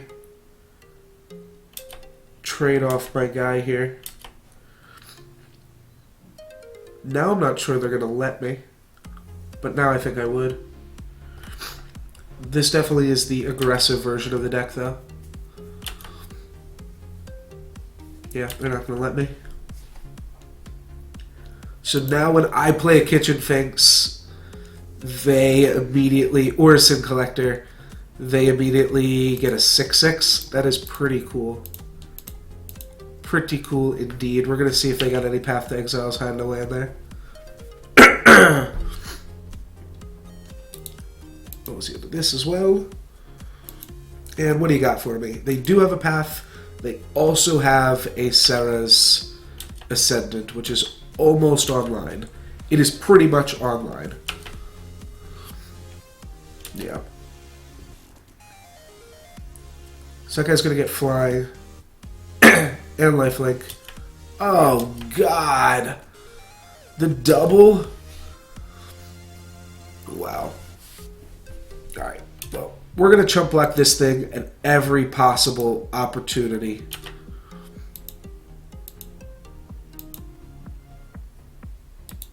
I actually like that a lot. Yeah.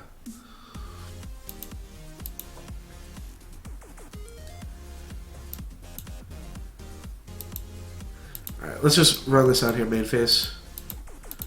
My opponent doesn't have... Oh, God. Alright, Archangel of Thune is now on the bottom of our deck.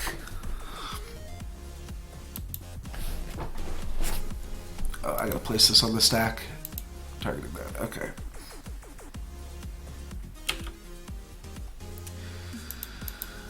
Oh, that's pretty terrible.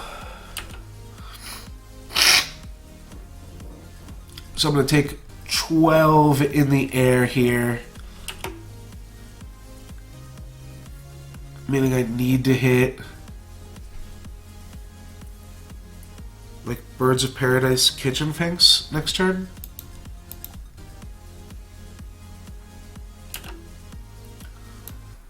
Oh. I thought it said waiting for him to... whatever. Whatever. Alright, let's see if I can hit Kitchen Finks Birds of Paradise. Not quite, no.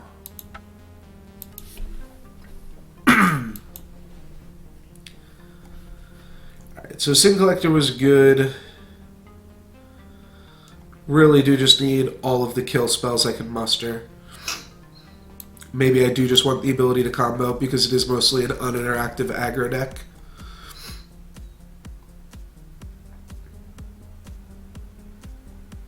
They will get infinite life with me.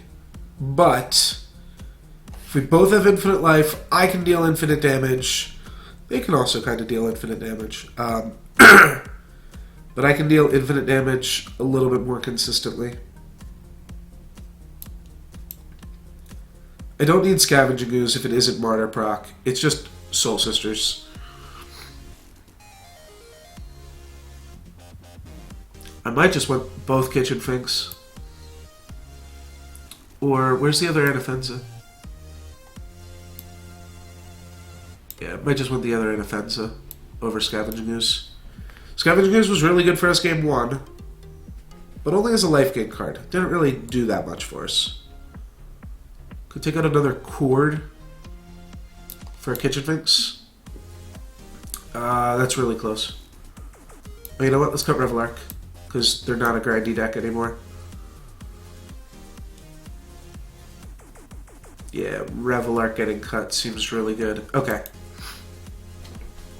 I like this. We'll play first. We've got a Pontiff, but a really slow hand. I'm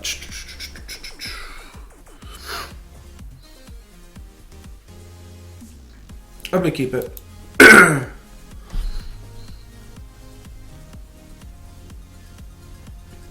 Alrighty. I'm almost tempted to like not crack my fetch lands here because I need to... I'm only punished if I hit like Devoted Druid there.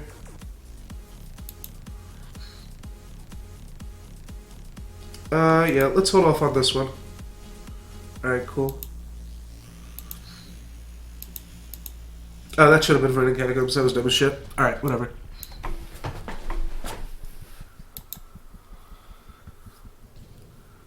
Getting over a cold, so not totally there right now, but this is going to give us a lot of information too.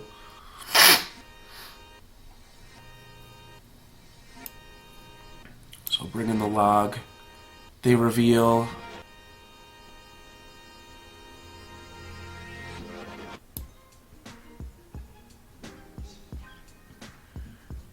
it's a weird way to word all this.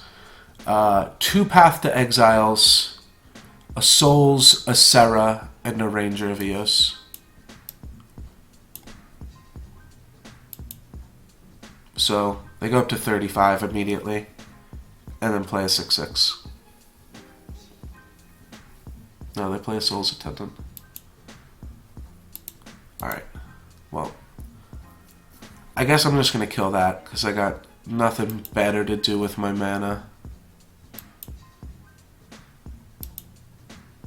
Ranger of Eos is going to be a tricky one, though, once my opponent gets there. My opponent doesn't have... or my opponent has 1 more land in their hand.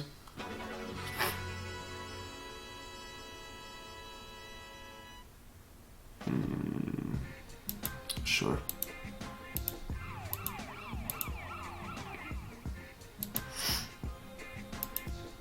Alright, we're just going to kill their guy. It's honestly, like, not even a great use of Warzov Pontiff, but... it's a 1-for-1. We still have access to him. Like, if we draw a Viserys here, we can still use him again, so... not a huge deal. I'm going to play 2 Serra Ascendants. 1 that they top decked. Alright. We've also got double Path to Exile they're sitting on right now. So, all in all, pretty unlucky here. I think we're probably just dead. I don't know. Just have to hope that they tap out for Ranger of Eos and then let us combo off on our turn. So we really want them to draw a land here.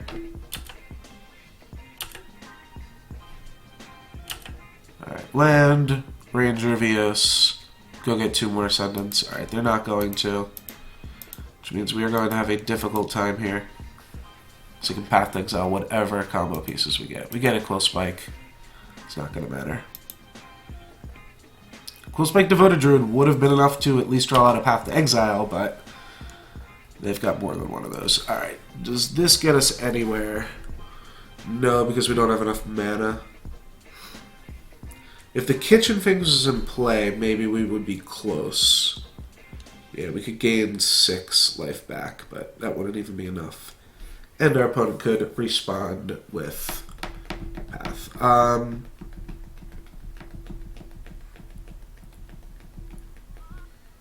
We're not necessarily dead here.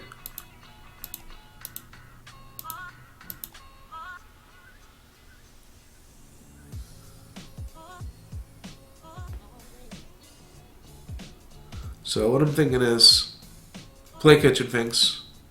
We should attack with Quillspike right now. And Warzov Pontiff. I'm thinking Viserys here might make our opponent kill Quillspike. Like I said, they do have 2 Path to Exiles, so it's unlikely we are making it out of this one alive.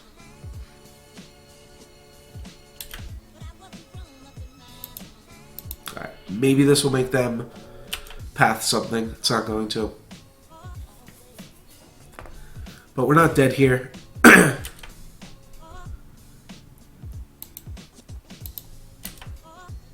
We block 1. We stay alive. Now play a land and play Ranger of Eos. No. Play another Serra Ascendant natural draw and keep open double Path to Exile. Okay. So what could we hit off Collected Company?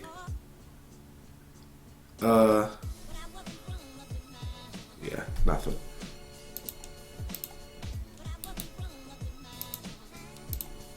Yeah, let's just play it. See if we could have got there. Devoted Druid. Alrighty, see ya. See ya. That'll be the end of it here, and that is the end of our league, pretty much, as well. You just, like, resign from the league, right? Because playing again doesn't do anything for us. Yeah, what do we do? Drop from league.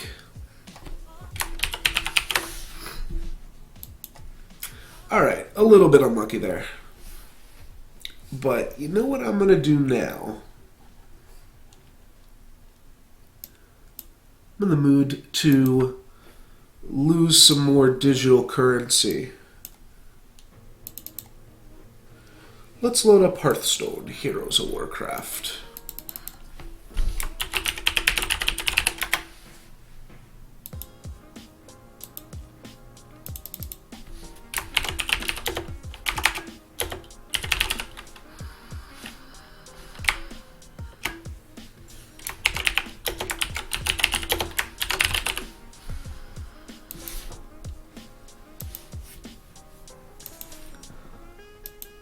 See if we can get any luckier. In the land of Un'Goro.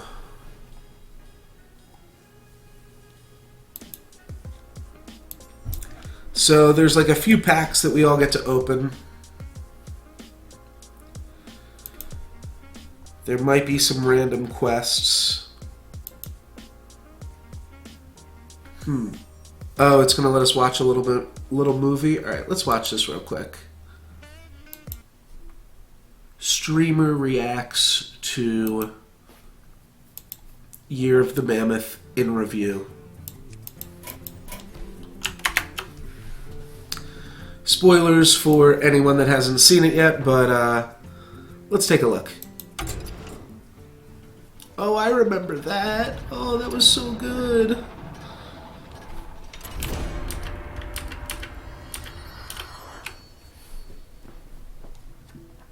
Alright, what memories do you have for me here, Hearthstone? Oh, it's...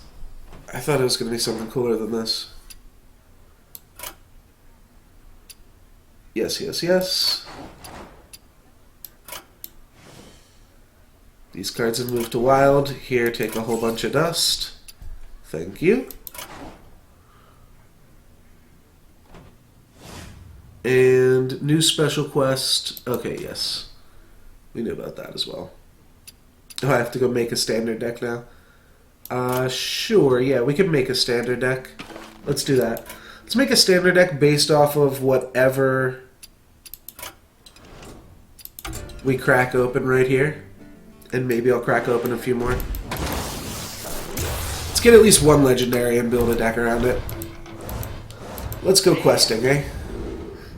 I'm going to turn this down a little bit. I thought there was about to be a cinematic. 2 Silverhand recruits. 2 damage, add an elemental. Volcanosaur, adapt and adapt.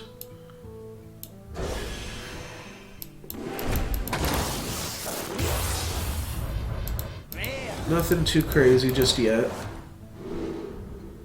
Put cast a spell, add a copy to your hand. That copy costs 0. Oh yeah, that card's cool. Not really reading all the comments, assuming most of them are garbage.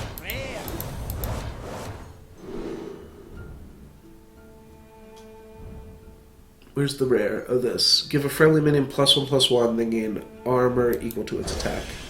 That's cool, so more armor cards for Druid. This is the first time they've made the pack glow. You know what they should do, like, have golden cards glow green or something? I'm not sure.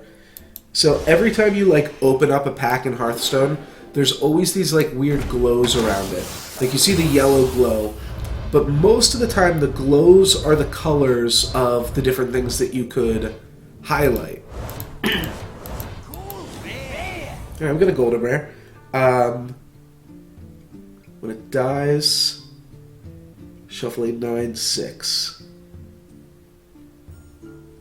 Or a 6/9. This might be okay. Because we don't know how much the Direhorn costs. Might just cost 5. I mean, a 3/6 taunt for 5 is already pretty good. It probably costs more than 5. Alright, well there is our legend. And we've got to discard 6 cards. And then we get a Nether Portal.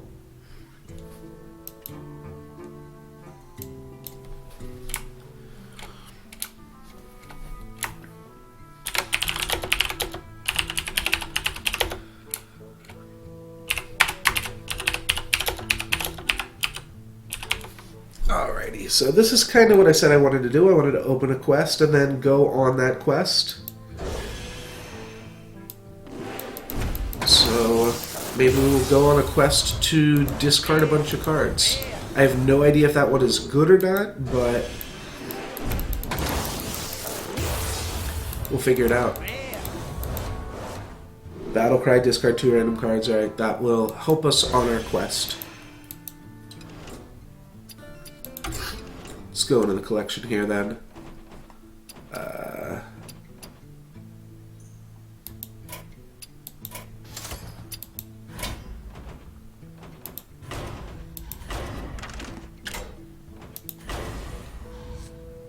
Is this the quest? Yes, it is. Okay, but we don't have enough of the cards in it. Let's just go for a custom deck. And start off by putting anything in the deck that has the word discard on it. It's going to be the easiest way to get us there, right? So I've got to discard 6 cards. 1, 2, 3, 4, 5, 6, 7, 8, 9, 10.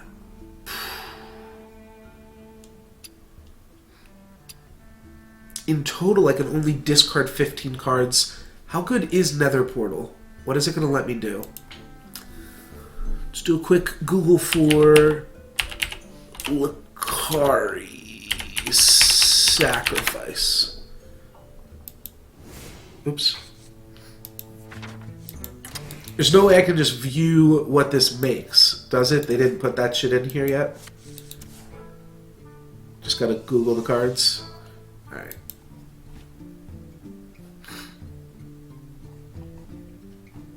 Alright, Nether Portal is at the end of your turn. Summon 2 3/2 imps. So it's like a control card. That's good.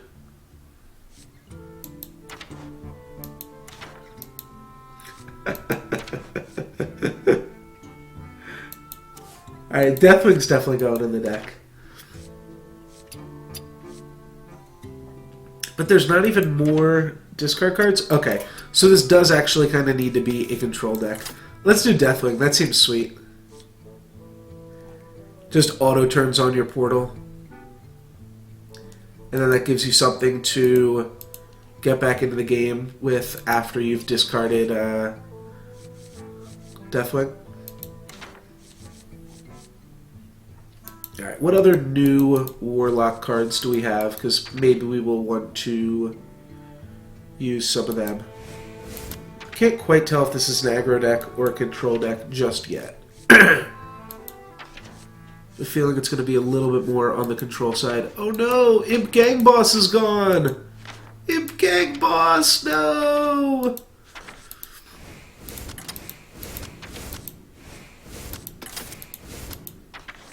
Ah, that's unfortunate. I'm gonna miss you, Impy.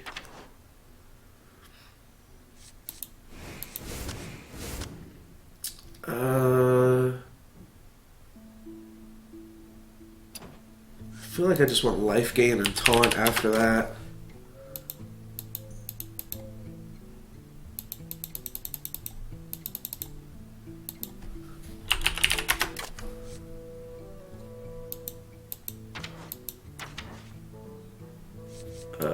I mean, that's just a good card. Any type of controlling deck.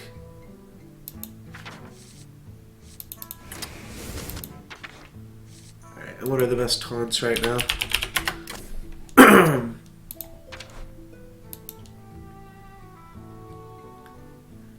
Taunt Poisonous.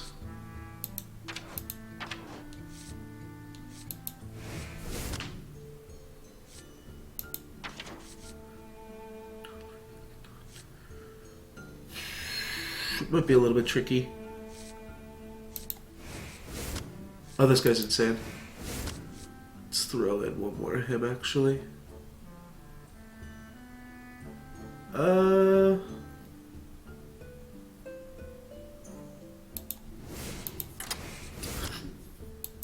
Alright, sure. Let's see how this quest shit works, eh? Rank 25, because I haven't played Standard in a second.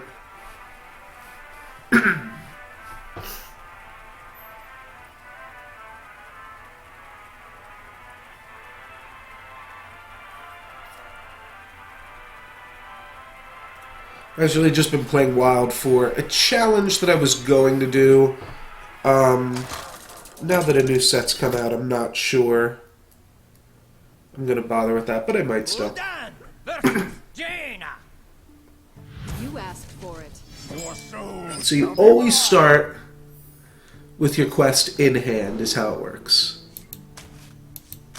I'm pretty sure, at least.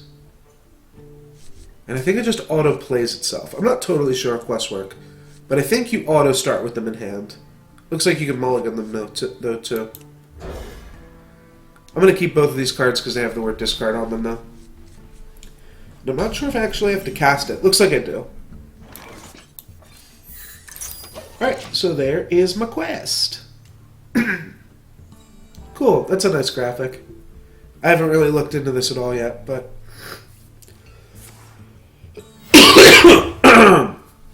Excuse me. No, I don't mind. Go ahead. Go ahead and roll it, brother. Please no soulfire. Alright, sweet. 1 out of 6. We've got the almighty powerful life tap as well to draw us into some more stuff. Our opponent's just drawing cards. Ooh, Doomguard, that's good. Just don't want to discard this Doomguard.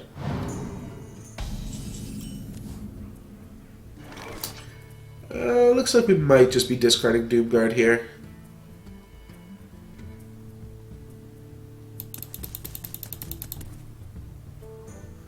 Yeah, so... if I discard this, that's fine. Well, now we know we discard Doomguard to it. Maybe I just tap?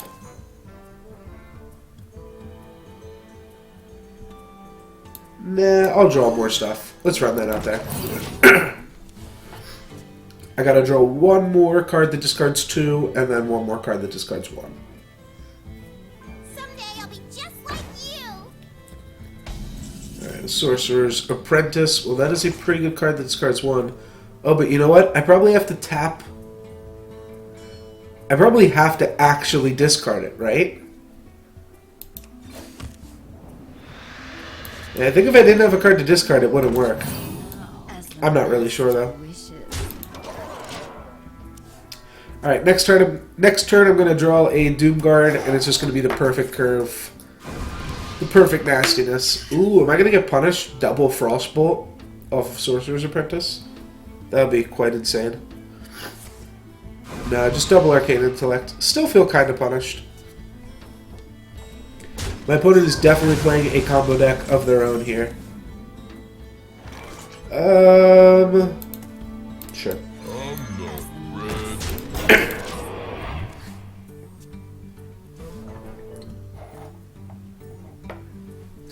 I mean, the goal really is to complete this quest. But I also kind of want to win the game. Punished. Alright. Well, there's a way to complete it. 4 turns. Deathwing Lakkari Sacrifice. I wonder if that could actually just be a thing.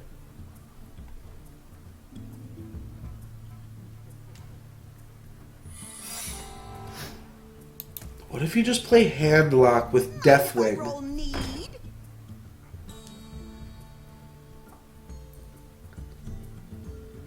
And if they ever break your Deathwing, you just have a Lakkari Sacrifice. Look for Doomguard.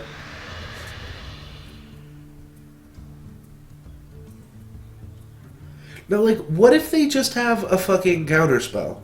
Or the new secret?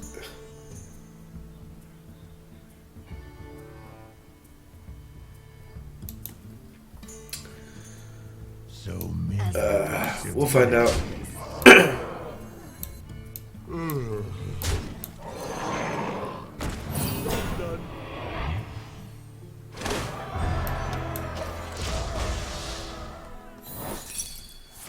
Good.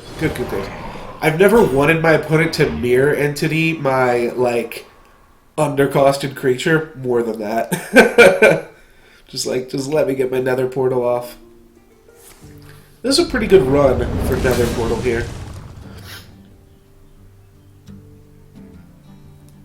Sure, I'm going to lose my whole board, but... So I think now, end of turn, I get 2 3/2 imps. Every turn. What if I just played Doomguard there? How silly would that be?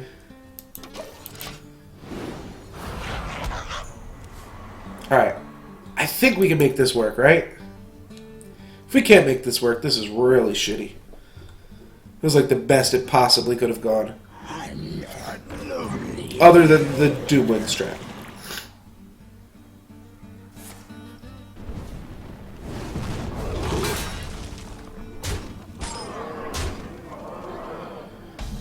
Alright, we're gonna get to clear some of their board here. Oh wait, Hellfire.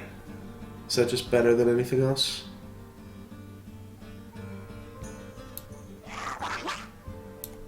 I think I'm gonna do both.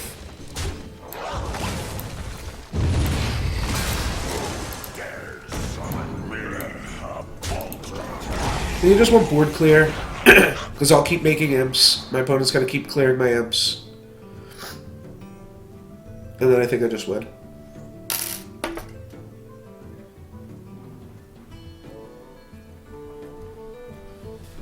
My opponent doesn't clear my imps here. I pretty much have lethal. Well, I've got lethal on board. They can clear just like this or something, and that's fine.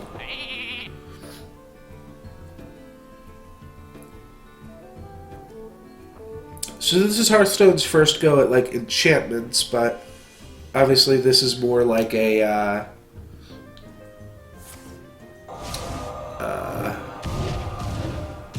what do you call those things that aren't enchantments? An emblem. This is like an emblem.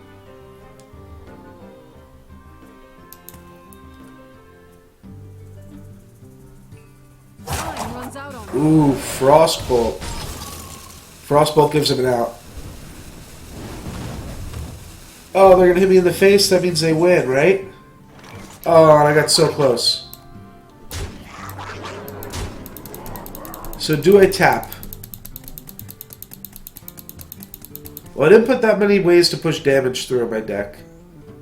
It's like pretty much just this. And I already drew the other one. I already drew both Doom cards. Yeah. Well played. I think they got me. Yeah, Fireball. Plus a 3 damage spell, plus hero power. No, Reckless Rocketeer. Of course. Reckless Rocketeer. Alright. I feel like I pretty much did what I wanted to do in Hearthstone. I built a standard deck. I lost at rank 25. And I completed my quest. Maybe I didn't complete the quest to get this new thing. But not a huge deal, really. I think I'm going to do my Eternal daily quests real quick.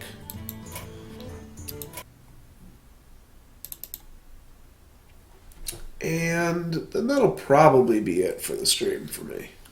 But just kind of doing what I would do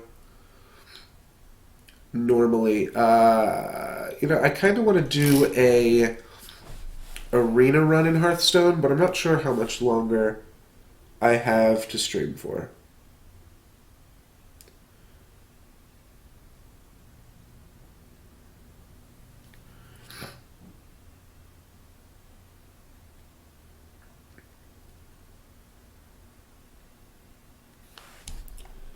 Clicking this. Oh, you know what? I'm not logged into Steam. That's why.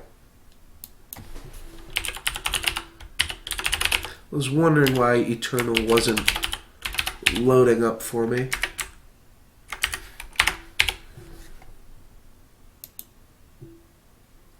Perfect. Okay.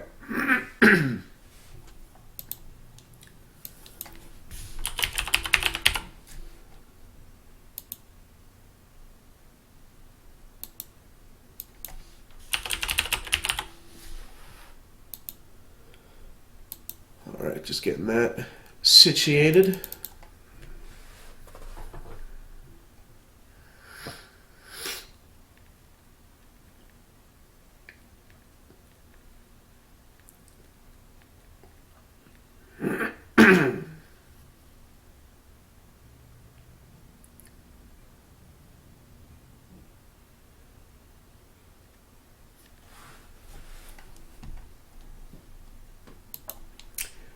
Alrighty, and what do I have to do? I gotta gain some influence and play some expensive cards? I don't think I want to do this one.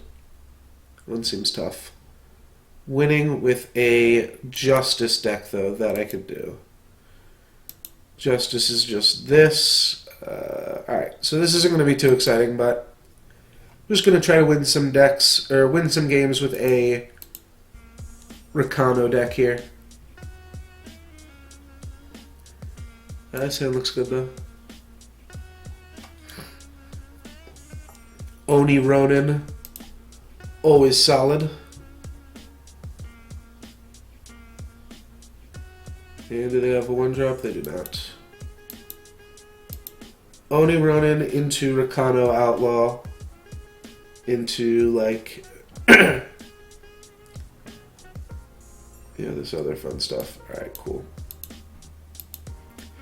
My opponent could have a Lightning Storm. Could also just have a Lightning Strike. That's fine. I'd rather just continue to curve out here.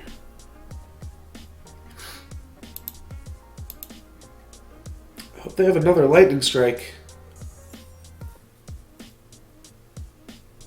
Alright. We'll let them keep Lightning Striking my dudes. I think we actually just get a bigger advantage over them if we just keep playing bigger and bigger monsters. There's an Echo for them, but now I don't have to worry about something like a Lightning Storm, and now my creatures are big enough that I don't care about Lightning Strike. So let's Inspire, and then see what that lets me play. Oh, it'll let me just smack them for 4. That's pretty good.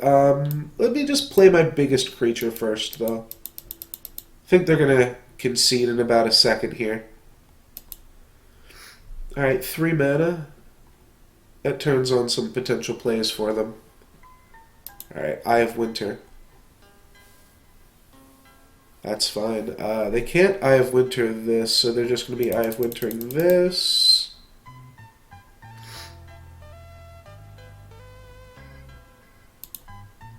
So how much is this? 7 damage.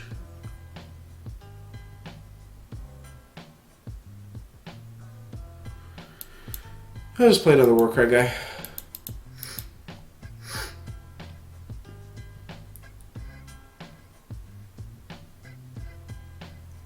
Alright. Aegis I don't think protects against weapon hits. Pretty sure it can't.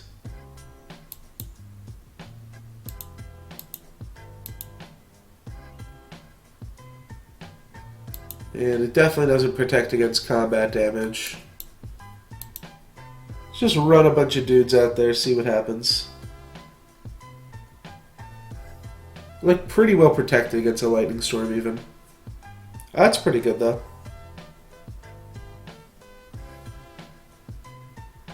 Unfortunately, they can't exhaust any of my other 3 units. Yeah, they can just clear that shield there. So we get to smack them.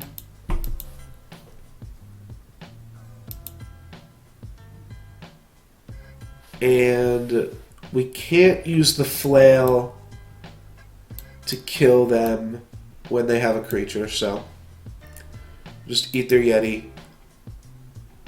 Got 5 lethal creatures here. Can't see my opponent getting out of this one.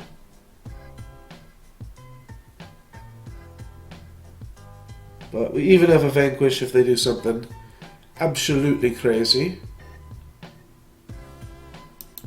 Alright. Nothing too crazy, though. Just gotta win 4 more games here.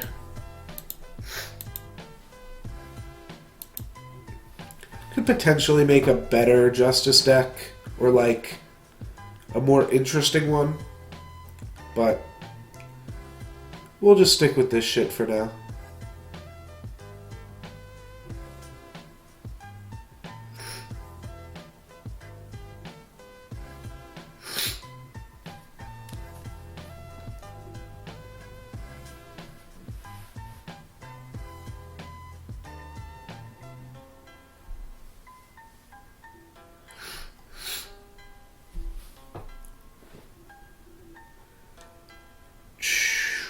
So Seed of Glory that doesn't work for us turn 1.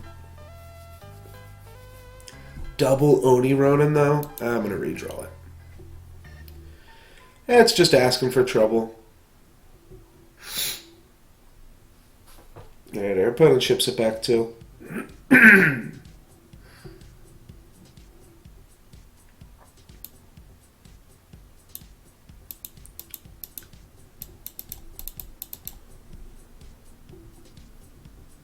Bladekin Apprentice Oni Ronin right on time. Ugh.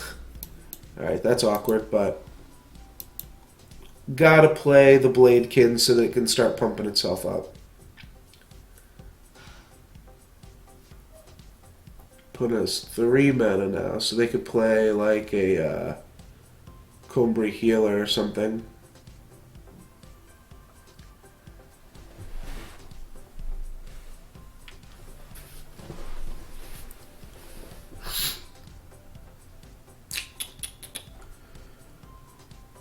That's not great. I probably just want to play Crown Watch Deserter. Hopefully my opponent pumps this guy up. Some variety. Oh, this guy's not even going to be allowed to attack anymore. Yeah, that's awkward. I think that's a weird thing with Hearthstone and Eternal. Not letting you attack with 0 attack creatures. So there's a lot of times where you'd really like to. But it's interesting. So if I attack, I trade Crown Watch Deserter for Copperhall Bailiff. Sure, let's try it. I think we might have scared them off, but looks like we didn't. That's fine. We trade guys, we get a Warcry trigger.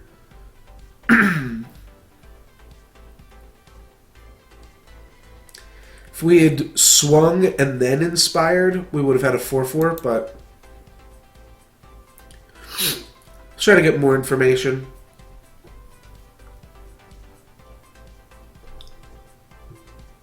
And the Warcry trigger is still in the deck somewhere, so it's going to affect something. Maybe it'll pump up a weapon. That would be good. A weapon will let us take down this Endurance Man.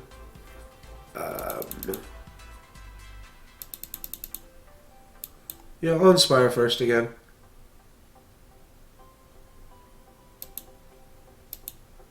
effectively give them 1 life point to... if they block. We give them 1 life point to Warcry, and we potentially just get in 3 damage. If we get in 3 damage, that is pretty gravy, baby. We also pump up our field captain. Yep. No. I don't know. Like, my opponent could block there. We didn't have a trick last turn. We drew 2 more cards since then. But we didn't have a trick last turn, and the truth of the matter is, if I don't have a trick, it's still a reasonable attack from me. So because of that, I might just be attacking with no trick.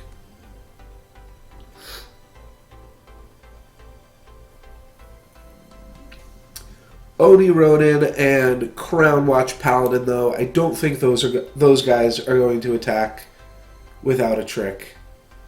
They might not even attack with a trick.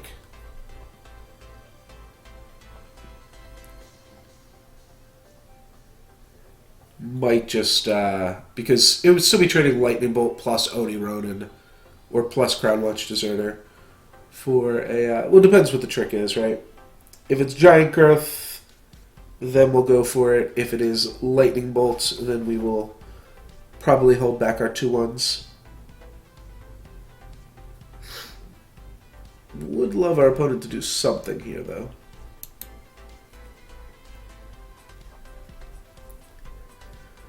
Alrighty. Looks like they don't have that much going on, to be honest. Let's send with this guy. And then I think I will just play Rebel Illuminator. We play Oni Ronin on the cheap at a time when we got 2 lesser spells. This is the most annoying one. I'm not sure if I have like a... I think it's called Crown Watch Deserter.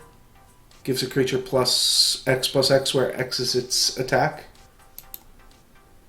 Might have to draw something like that to pump up Blade Watch Apprentice, but I'm not sure what I have. I guess if I give this 1 Giant Growth, then it can attack forevermore. Alright. Clearly that is getting vanquished. Then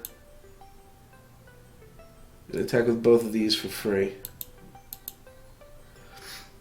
If he gives me Lightning Bolt, then I can start attacking with these. Don't want to, but I can. Right, he's not going to give it to me. And I'm going to play a 4/3 Oni Ronin, which is a threat on its own, really.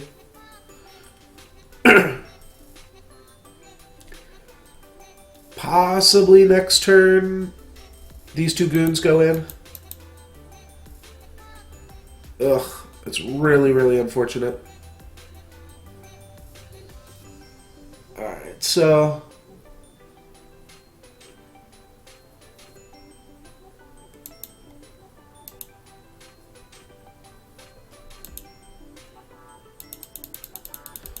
I think we can make that work.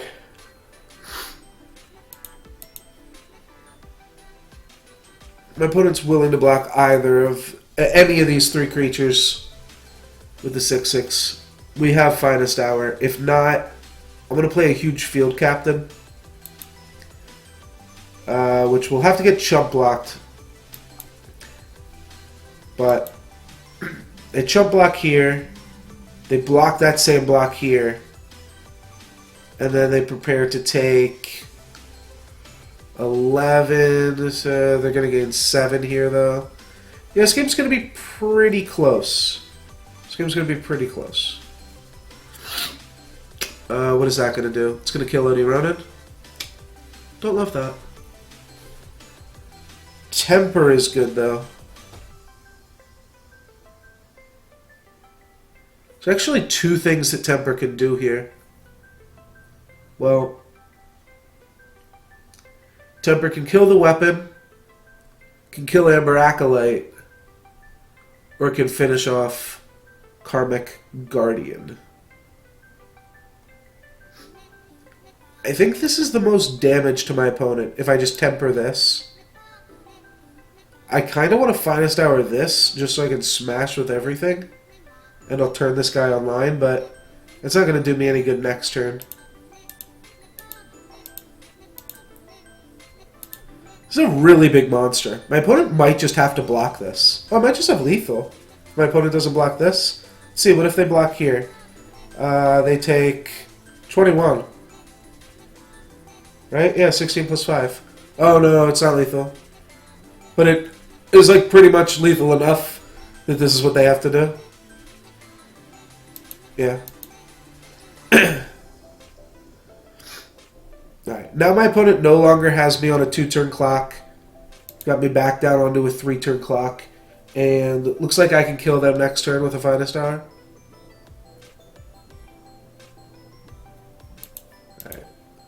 Alright. We'll see. Yeah, clearly they need a chump blocker for my field captain. Oh, well, that's brutal. Yeah. Good game. Sweet. And I played 5 influence that game, so that is my 50th influence as well. Very cool. And it's silver too. Not that that matters that much. Mostly we gained a bunch of influence, and that's our second Justice win.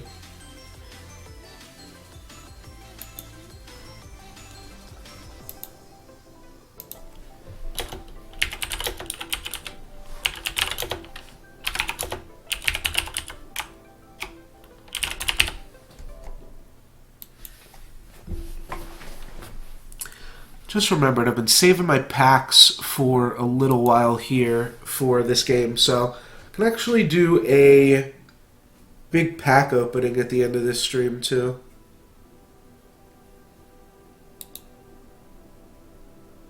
I appreciate that. I hope fortune can indeed smile on the both of us. Let's just run out Oni Ronin though. Always a good turn oneer. And always a good turn twoer. Hopefully I don't have to lightning bolt their 2/3 flash. I do not.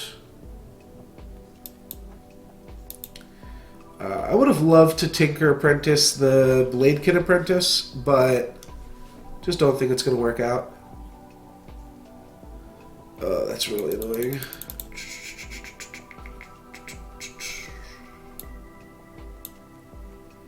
Draw a card.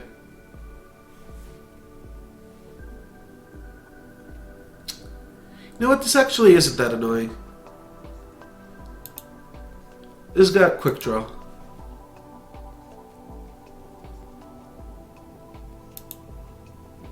Yeah, who cares? Alright, yeah, that's fine.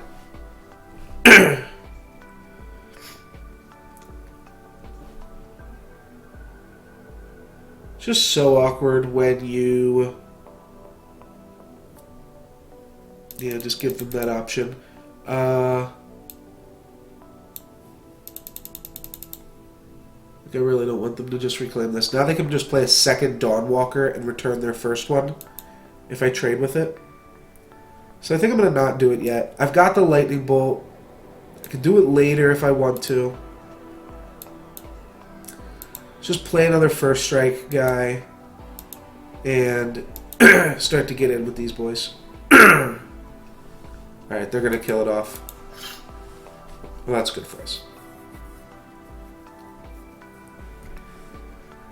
When a unit blocks or is blocked by him, turn that unit into a pig. Ugh, I hate that. So they're going to block like here or here. Don't know how that works with Aegis. Huh, that could be really interesting.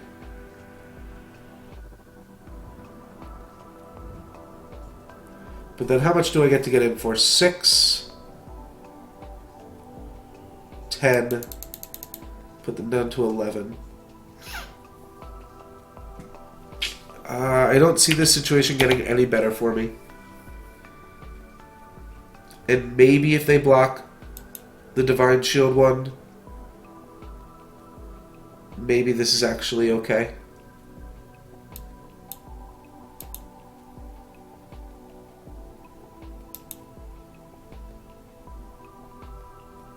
Alright, so we put them down to 11.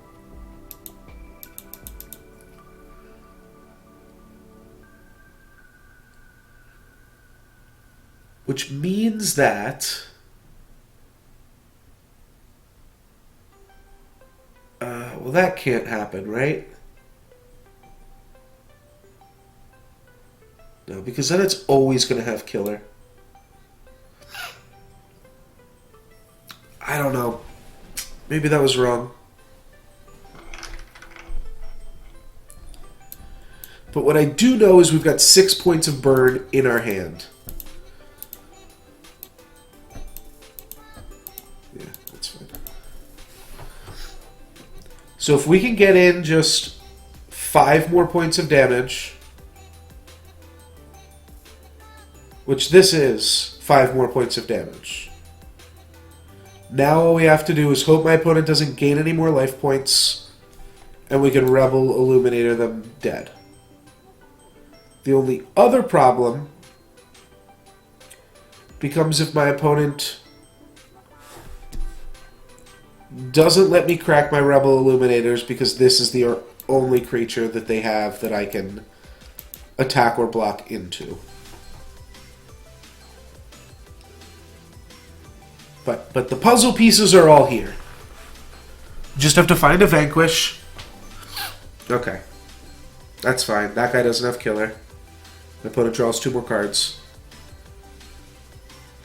Pretty much just have to hit a Vanquish and then, like, we win. Now my opponent gets to start smashing with this 7/7 if they want to. No, that's a better play. Smash with the 2/2. I like that a lot. But a 9/9 flyer? Well, that presents me with 2 pretty good options, too. I can silence their flyer. Or I can finally silence the Great Glutton.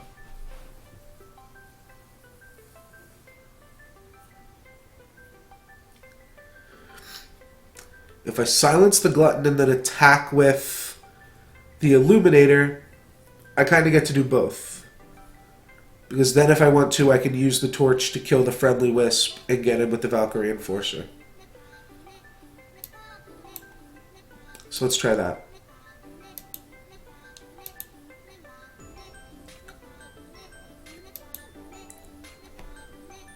It was a pretty good draw, like 9/9 flying silencer, Rebel Enforcer. Or Valkyrie Enforcer. Alright. They're going to block like that. Maybe I could have kept my guy back on defense, but I wanted to, if my opponent doesn't play a sorcery speed answer, I'm going to torch their flyer.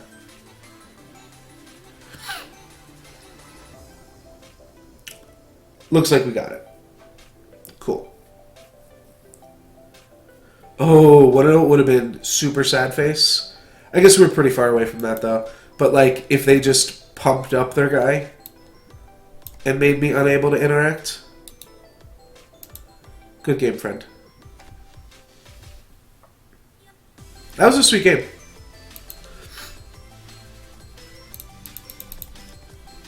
Can we make it 31 packs? We can make it, so it'll be a 31 pack opening after I get 1 more pack here. I gotta play or win 2 more games. We'll see how many more that means I have to play. But probably won't be that many. Rakano decks are pretty strong at the lower levels, for sure.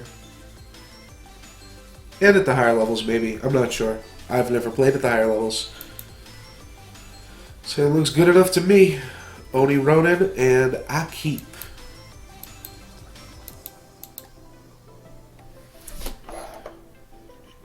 One of the reasons that I am obsessed with Oni Ronin is I had a teacher named Mrs. Roni.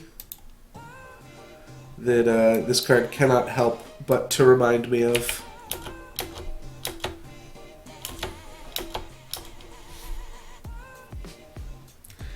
They're funny words too. Oni, Ronin, Roni, Onin.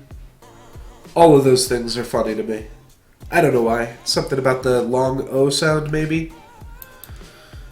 The human brain is a wild, wild place. Nothing crazy this turn. Kind of just want to hit sigils so that we can keep playing our cards here.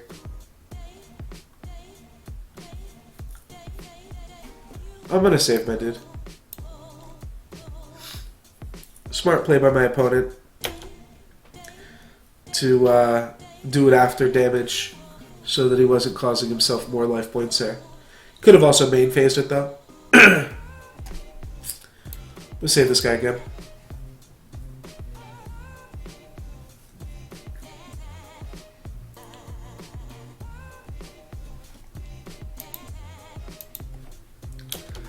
Dies to any green or red removal as a 1 toughness creature.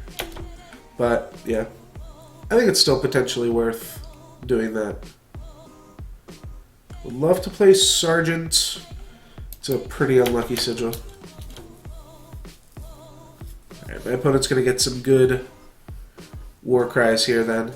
But yeah, I'd love to play Sergeant because that will survive the weapon and be able to pressure the weapon. Don't hate Rebel Illuminator, but yeah, this survives Lightning Bolt. It's probably the best.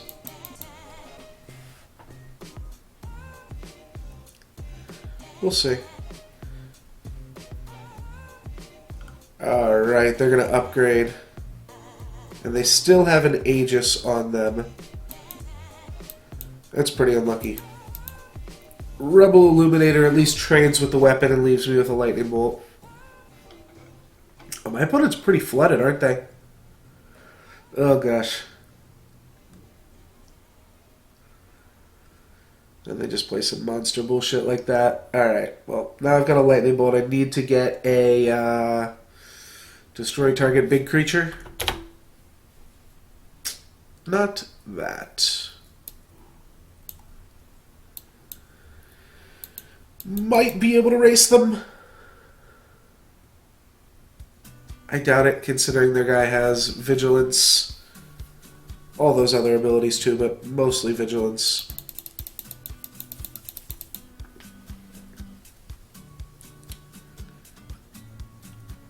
Six.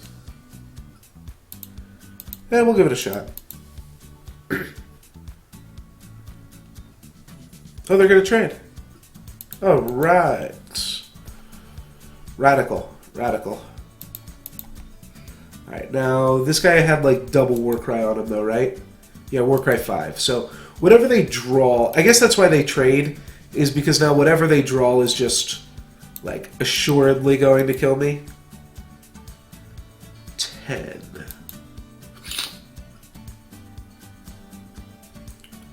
3 plus 3. Or just 8 plus 6. No, okay. We're going to play Tinker Apprentice, much to my chagrin. Doesn't like really, really increase the clock, but kind of does. I don't really understand how Warcry works. Okay. Like, does Warcry just get whatever he got there? Yeah, he's just going to kill me with a weapon. But your avatar can attack twice each turn. Boom.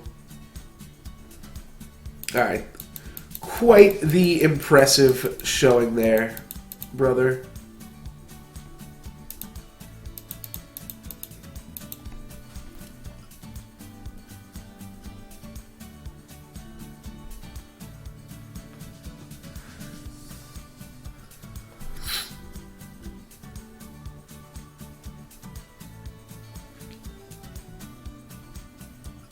Let's Let's keep this.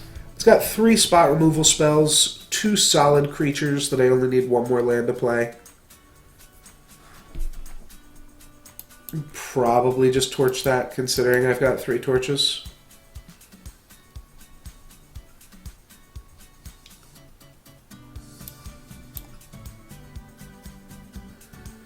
Think we're good to spend some of those torchies here. What do I need more? I think I need double green more than I need double red. Just for like Valkyrie Enforcer. I'm not sure. There's a weapon that has double red in the deck. Speak of the devil.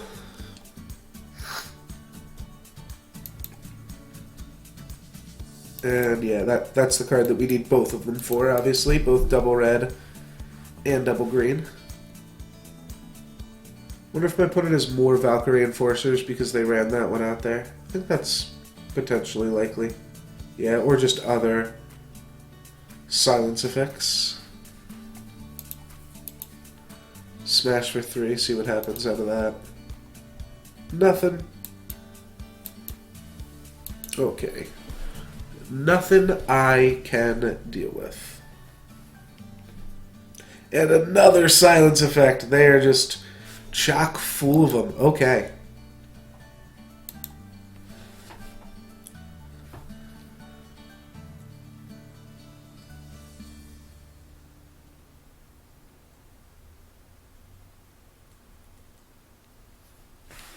And what is this? This is a...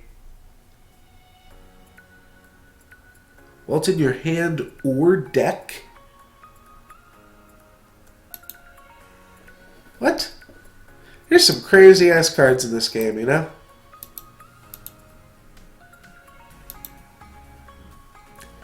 If they double block, I will torch. I don't want to.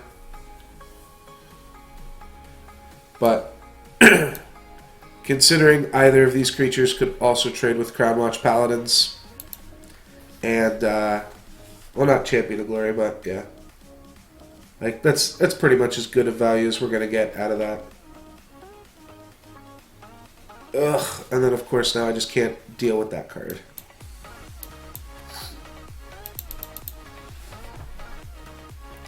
The one thing that I don't love about the game, the legends do just seem to be very powerful, no drawback. So that's a little bit annoying.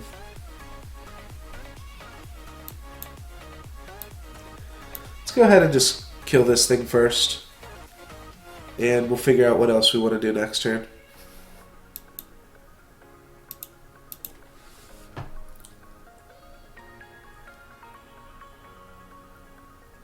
Alright, they're going to silence that. I'm kind of glad I did not attack with it.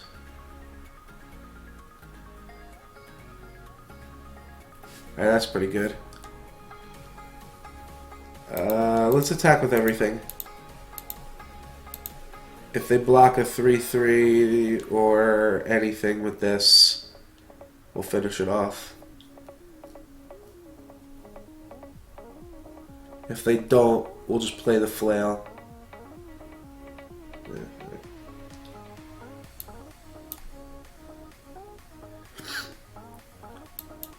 And post-combat flail. Ooh, some echo. They might have some dinosaurs. Dinosaurs would be pretty good here. No, they conceded. Huh. Oh, you know what the echo probably was? Just, like Seek the Way or whatever it's called. Just get 2 depleted sigils.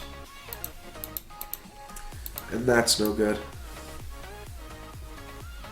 Obviously we beat the legends with our Rakano deck, but still the legends do just seem like considerably more powerful than the other cards. Card's not like strictly better because you can just play 4 mana 4/4s, right? But the other thing seemed crazy. I don't know what the drawback of that was. Guess you can't play it in a like control-y deck. Cards are also just more powerful in general than like Magic cards because it is a slightly different game. There's more life points, 25 starting life points, and cards are a little bit more pushed towards the edge of the curve.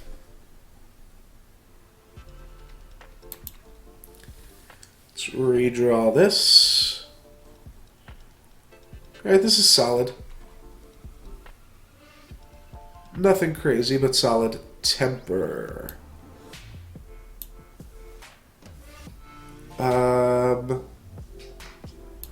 Yeah.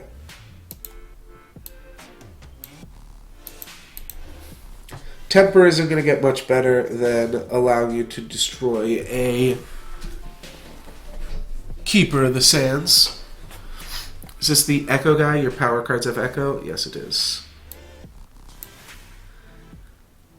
Yeah. I was trying to think if like hiding our color combinations would be good, but it wouldn't because next turn we can just play Champion of Glory with Rakano Banner.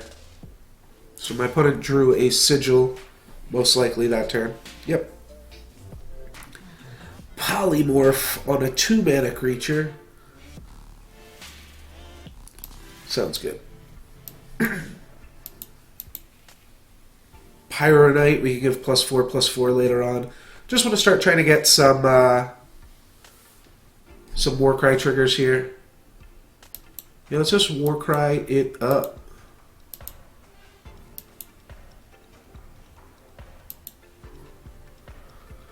Do as much as we can to Warcry at the beginning of the game. My opponent now knows that they can block without fear. I'm not trying to do anything crazy, just trying to get my Warcries, buddy.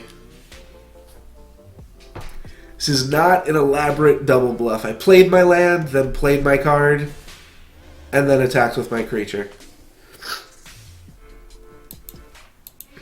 No tricks up my sleeve. I don't know what this button means. Alright. More sigils for my opponent. 1 second.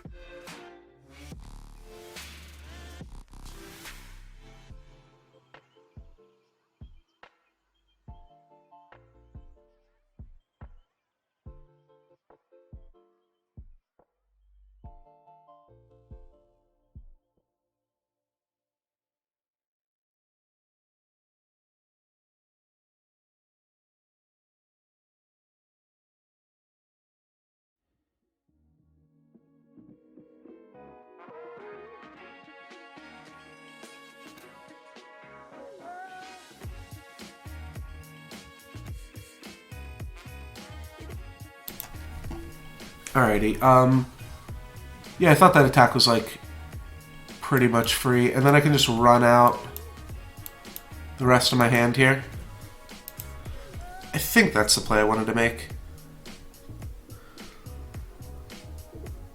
Seems pretty threatening. My opponent's going to put their hatchling back on top, and then concede. Okay, so that is 5 battles with a Justice deck. I'm actually going to wrap up the stream here. I'll do like a 40 or 50 pack opening for Eternal at some point. So yeah, stay tuned if you are interested in that. I don't play too much Eternal. I pretty much just like keep the daily quests up. But like I'm fine with all my decks that I currently have. I do kind of want to play some more of it, and doing a pack opening, I'm sure will be part of that, though I do also just like drafting with it. Draft mode, I felt was like kind of expensive, though now I'm looking at it, I guess I can do 7 drafts right now. That's pretty reasonable. You don't get enough that like you can draft every day, but you get enough, and I've got this that I still have from like, I don't know, whenever my last Eternal big drafting stream was. But that's going to be the end of the stream for me for today. And yeah, if you want to see that pack opening, I'm sure I will do that at some point in the future. That's going to be it for me today. I might be back on tomorrow. My throat is already starting to hurt just as I am talking more here, doing like my sign-off stuff. So might just try to get better. But if I'm going to play some games, I might as well try to play them on stream. I don't know. We'll see. We'll see. But thank you guys very much for watching. If you enjoyed, please hit that follow button. And you'll be notified when I go live. You can also check out my YouTube channel for full stream VODs as well as highlight and clips and things like that. Thank you very much for watching. That's it. And peace.